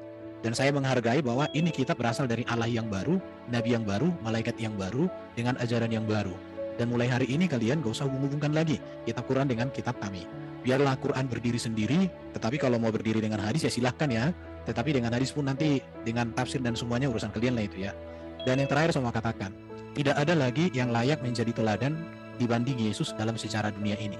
Dia datang dari surga, hidup di dunia dengan sempurna, seluruh karyanya, ajarannya menjadi teladan patokan untuk semua hal yang baik dan yang benar, dan dia sekarang sudah di surga, menyediakan tempat bagi orang yang percaya, dan dia datang nanti di akhir zaman menjadi raja segala raja, hakim yang adil di dalam kerajaan surga, di mana kami hidup seperti malaikat, tidak ada pesta yang lain-lain di sana. Jadi untuk semua para pemirsa, jangan ragu lagi untuk percaya kepada Yesus, karena tidak ada lagi teladan yang lebih tinggi, lebih agung, lebih benar daripada Yesus itu sendiri. Terima kasih. Oke, Amin. Terima kasih Bang Erben, tepat waktu. Oke, silakan langsung aja closing statement dari pihak Muslim. Iya, baik. Jadi kalau Al-Quran tidak menceritakan tentang Yesus, ya wajar. Perjanjian Lama juga nggak menceritakan tentang Yesus. Kok dari tadi sejam hampir 2 jam nggak ada cerita tentang Yesus di dalam Perjanjian Lama. Itu yang pertama. Kemudian yang kedua, ketika Anda mengatakan Yesus itu tidak kena panu, ya minimal Anda jelaskan bahwa Yesus itu di dalam kitab Anda pada bahannya ada tato. Iya kan? Yesus itu kan bertato. Wahyu 19 nomor 16. Pada bahannya tertulis suatu nama, yaitu Raja segala raja dan Tuhan di atas segala Tuhan. Dan Tuhan bertato, gimana sih? Nah ini yang kita cari. Kalau memang ada cerita seperti itu, ada dong Nabi yang mengatakan bahwa akan datang Tuhan yang pada bahannya ada tato. Kan begitu kawan ya. Jadi kalau Anda mengatakan tidak ada tertulis tentang Yesus di kitab kami, ya nggak masalah. Memang Al-Quran itu tidak tergantung dari kitab Anda, tidak sama seperti kitab Anda tergantung kepada kitabnya Bani Israel. Sementara Bani Israel tidak mengakui kitab Anda, kan begitu ceritanya. Kalau Bani Israel tidak mengenal, tidak mengakui Al-Quran, ya wajar. Nah, memang kami tidak mengatakan bahwa Al-Quran itu adalah perjanjian baru dan kitab mereka adalah perjanjian lama. Dan satu hal yang perlu kalian paham ya, orang-orang Yahudi tidak percaya bahwa Yesus itu adalah ilahi, tidak percaya bahwa Yesus itu adalah putra Tuhan atau Mesias. Itu yang perlu Anda pahami. Masih mending kami Islam masih percaya kepada sosok yang datang kepada Bani Israel yang disebut dengan Al-Masih itu. Masih mending. Orang Yahudi yang kalian ambil kitabnya, tidak peduli dia mengatakan Yesus putra Tuhan aja kagak. Menurut kitab Yahudi, sebelum kedatangan Mesias akan ada perang dan penderitaan besar. Yeskiel 38 nomor 16. Setelah itu Mesias akan membawa penebusan politik dan spiritual dengan membawa semua orang Yahudi kembali kepada Israel, memulihkan Yerusalem. Itu Yesaya 11 nomor 11 sampai nomor 12, Yeremia 23 nomor 8 dan seterusnya. Jadi kalau Anda mengatakan Mesias Anda adalah datang kemudian mengajarkan tampar piring kiri, tampar piring kanan, ditombak perutnya, ditampar, diludahi, diseret, itu Mesias yang kalian buat-buat sendiri. Karena Mesias yang ditunggu oleh orang Yahudi kagak begitu. Nah, lalu kemudian Al-Quran mengatakan Al-Masih itu terangkat ke langit. Nah, sesuai dengan kitabnya Bani Israel, Mazmur 91. dia dipanjangkan umurnya, diangkat, dia menonton orang-orang yang menganiayanya, malaikat malaikat menatang dia di atas tangannya.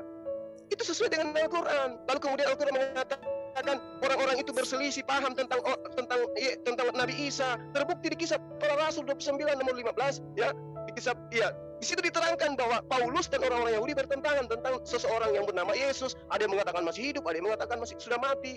Jadi Al-Quran itu tidak pernah keliru. Kalau Anda membahas Al-Quran tentang Nabi, kalau Anda ingin kali menggunakan Al-Quran, Nabi yang dimaksud yang datang kepada Bani Israel itu hanya sebagai hamba Allah yang diberi kepada dia sebagai tanda kenabian. Itu aja. Itu aja yang ada dalam kitab kami. Ya, silakan Adinda Wafi. Ya, alhamdulillah diskusi pada malam hari ini sudah selesai. Berarti kita sudah bisa mendengar tidak ada satupun jawaban dari nabi-nabi PL yang kenal dengan Yesus, apalagi Quran. Nabi PL aja tidak kenal sama Yesus, apalagi Quran. Makanya ajaran-ajaran yang ada di PL, kenapa berbeda dengan ajaran yang ada di PP? Karena memang Tuhannya aja berbeda. Yang di PP Tuhannya manusia, yang di PL Tuhannya itu Yahweh, itu beda, ajarannya beda. Contoh seperti sunat merupakan perintah yang kekal yang dijaga turun-temurun, Kejadian 7:9-14. Di Kristen bagaimana pembaptisannya, hukum-hukumnya bagaimana? Beda toh? Beda. Makanya ketika Yesus menaubatkan dirinya sebagai anak domba Allah yang akan menghapus dosa, itu sangat bertentangan dengan Imamat 4 ya. Imamat 4 satu perikop itu sangat bertentangan itu. Terutama di butir yang ke-32. Itu sangat bertentangan sekali. Itu adalah ajaran yang benar kepada Musa dari Yahweh. Beda dengan Yesus. Berarti Yesus domba jantan berarti. Kan seperti itu.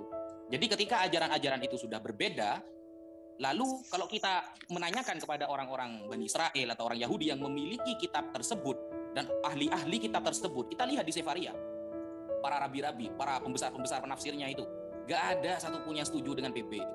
Gak ada. Apakah mereka tidak lebih paham daripada Anda? Mohon itu kitab mereka. Kan seperti itu. Sehingga ketika di awal Anda mulai menggunakan Sefaria, ternyata setelah saya menggunakan Sefaria Anda tidak menerima. Ini kan sangat lucu sekali. Nah, lalu Anda mengatakan saya salah kutip. Ternyata Anda dari tadi sudah... Ya, itu dia saudaraku. Kita bersama-sama telah melihat bagaimana pemaparan argumentasi dan narasi dari masing-masing pendebat, dari teman-teman para apologet Kristen dan juga Ustadz Suma sendiri. Dan dari sini kita sendiri bisa memberikan penilaian dari setiap data dan narasi yang dibawakan oleh Ustadz Suma dan juga teman-teman para apologet Kristen. Dan saya melihat dan menilai, dari sini saya sudah bisa menyimpulkan bahwa Ustadz Suma sama sekali tidak memiliki pemahaman yang baik dan benar tentang kekristenan, tentang Alkitab itu sendiri, yang dimana Ustadz Suma ini melontarkan suatu tuduhan bahwa kita orang Kristen merupakan orang-orang yang mengikuti ajaran dari Rasul Paulus, bukan ajaran Yesus, yang dimana Ustadz Suma berasumsi dengan liar bahwa ajaran dari Rasul Paulus itu sangat bertentangan dengan ajaran dari Yesus Kristus itu sendiri. Dari sini kita sudah melihat ternyata Ustadz Suma ini sangat-sangat tidak baik dalam membaca Alkitab, di mana dia hanya selalu saja mencomot-comot ayat Alkitab, membaca Alkitab itu sepenggal-sepenggal, dan dia tafsirkan secara liar, dan dia jadikan hal itu untuk menyerang iman Kristen. Tetapi kalau kita melihat ketika para teman-teman para apologet Kristen bisa membantah setiap narasinya atau argumentasinya, pasti dia akan kepanasan, pasti dia akan emosi, merasa diri paling benar dan merasa diri dia yang paling menguasai suatu diskusi tersebut. Padahal pada kenyataannya Ustadz Suma ini ketika dia membahas tentang Alkitab, tentang kekristenan, sangat jauh sekali dari apa yang kita imani sebagai orang Kristen dan apa yang kita pelajari di dalam kekristenan itu sendiri. Kalau Ustadz Suma membaca Alkitab secara detail, teliti dengan baik, pasti dia akan mengerti dan memahami ajaran dari Rasul Paulus yang sama sekali tidak bertentangan dengan ajaran Yesus. Karena apa yang diajarkan oleh Rasul Paulus semua itu sesuai dengan apa yang diajarkan oleh Yesus Kristus selama dia hidup di dunia. Dan hal inilah yang seharusnya dipahami oleh seorang Ustadz Suma. Bahkan Ustadz Suma sendiri melontarkan suatu pernyataan atau narasi bahwa bisa jadi bukan Yesus yang berjumpa dengan Rasul Paulus pada waktu perjalanannya dia menuju ke Damsyik seperti itu. Dan saran dari saya untuk Ustadz Suma ada baiknya sebelum Ustadz Suma melontarkan tuduhan dan narasi liar bahwa kita orang Kristen pengikut ajaran Rasul Paulus dan ajaran Rasul Paulus itu bertentangan dengan ajaran Yesus, sebaiknya Ustadz Suma mempelajari, memperdalam untuk mengenal lebih dalam lagi siapa sih Rasul Paulus itu. Memang kita mengikuti apa yang diajarkan oleh Rasul Paulus, karena apa yang diajarkan oleh Rasul Paulus itu juga yang diajarkan oleh Yesus Kristus. Seperti itu, dalam artian bahwa ajaran dari Rasul Paulus dan juga Yesus Kristus itu tidak bertentangan seperti itu, tapi ada kaitannya. Dan apa yang diajarkan oleh Rasul Paulus itu dalam pengajarannya itu semuanya itu berdasarkan apa yang diajarkan oleh Yesus Kristus selama dia hidup di dunia sampai dia terangkat ke surga. Seperti itu Ustadz Suma. Dan kita melihat sebenarnya semua yang dijelaskan oleh teman-teman para apologet Kristen itu sangat baik, sudah sangat-sangat dengan gaya bahasa yang sederhana, yang seharusnya itu bisa kita mengerti, seperti kita pahami ya. Tapi memang Ustadz Suma tetap keras ya dalam hal ini ya, entah mengapa dan apa yang terjadi dengan Ustadz Suma sehingga dia sangat menolak tentang apa yang disampaikan oleh orang Kristen itu sendiri. Oke ya, inilah yang jadi perhatian untuk kita semua sebagai orang percaya, untuk kita juga harus bisa mempertanggungjawabkan iman kita kepada setiap orang yang masih ragu-ragu, bahkan setiap orang yang selalu saja melontarkan tuduhan-tuduhan liar tentang apa yang kita imani dan kita yakini, seperti itu. Dan sebelum saya mengakhiri video ini, saya akan membagikan satu renungan yang berkaitan dengan perjalanan dari seorang Rasul Paulus, yang dimana sebelum dia menjadi seorang rasul dan menjadi seorang pemberita kabar baik. Kalau kita membaca di Kisah Para Rasul 9 ayat 1-18, di situ kita bisa melihat bagaimana perjalanan dan pertobatan dari seorang Saulus yang menjadi Paulus. Perlu kita ketahui bahwa Saulus ini merupakan orang yang sangat membenci kekristenan, sangat membenci tentang ajaran Kristus seperti itu. Maka dia bertekad dan berusaha untuk menganiaya dan juga membinasakan orang-orang Kristen pada waktu itu. Tapi perubahan yang sangat spektakuler, yang dimana ketika dia dalam perjalanan menuju ke Damsyik untuk menghukum, menganiaya orang-orang Kristen sana, Yesus Kristus berjumpa secara pribadi dengan dia. Dan perjumpaan itulah yang mengubahkan Rasul Paulus dari seorang penganiaya menjadi seorang pengikut dan pemberita yang sejati.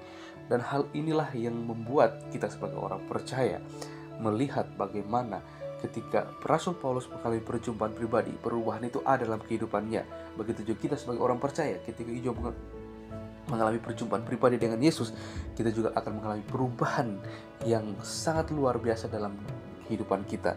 Dan hal ini juga yang kita harapkan, yang kita inginkan terjadi kepada Ustadz Suma, seperti itu. Kalau kita melihat ya perjalanan Rasul Paulus ini merupakan perjalanan yang bagi saya sangat memberkati saya. Dan saya juga bisa melalui perjalanannya ini mengintrospeksi diri saya. Apakah saya juga bisa dikatakan seorang Kristen yang sejati, pengikut Kristus yang sejati atau tidak, seperti itu. Oke saudaraku, mungkin sekian video dan juga renungan dari saya di hari ini. Dan sampai berjumpa di video-video saya yang selanjutnya. Kita terus berdoa untuk teman-teman para apologet Kristen, supaya mereka juga terus dipakai Tuhan dan diberkati Tuhan. Dan setiap pergumulan mereka dijawab dan berkati oleh Tuhan.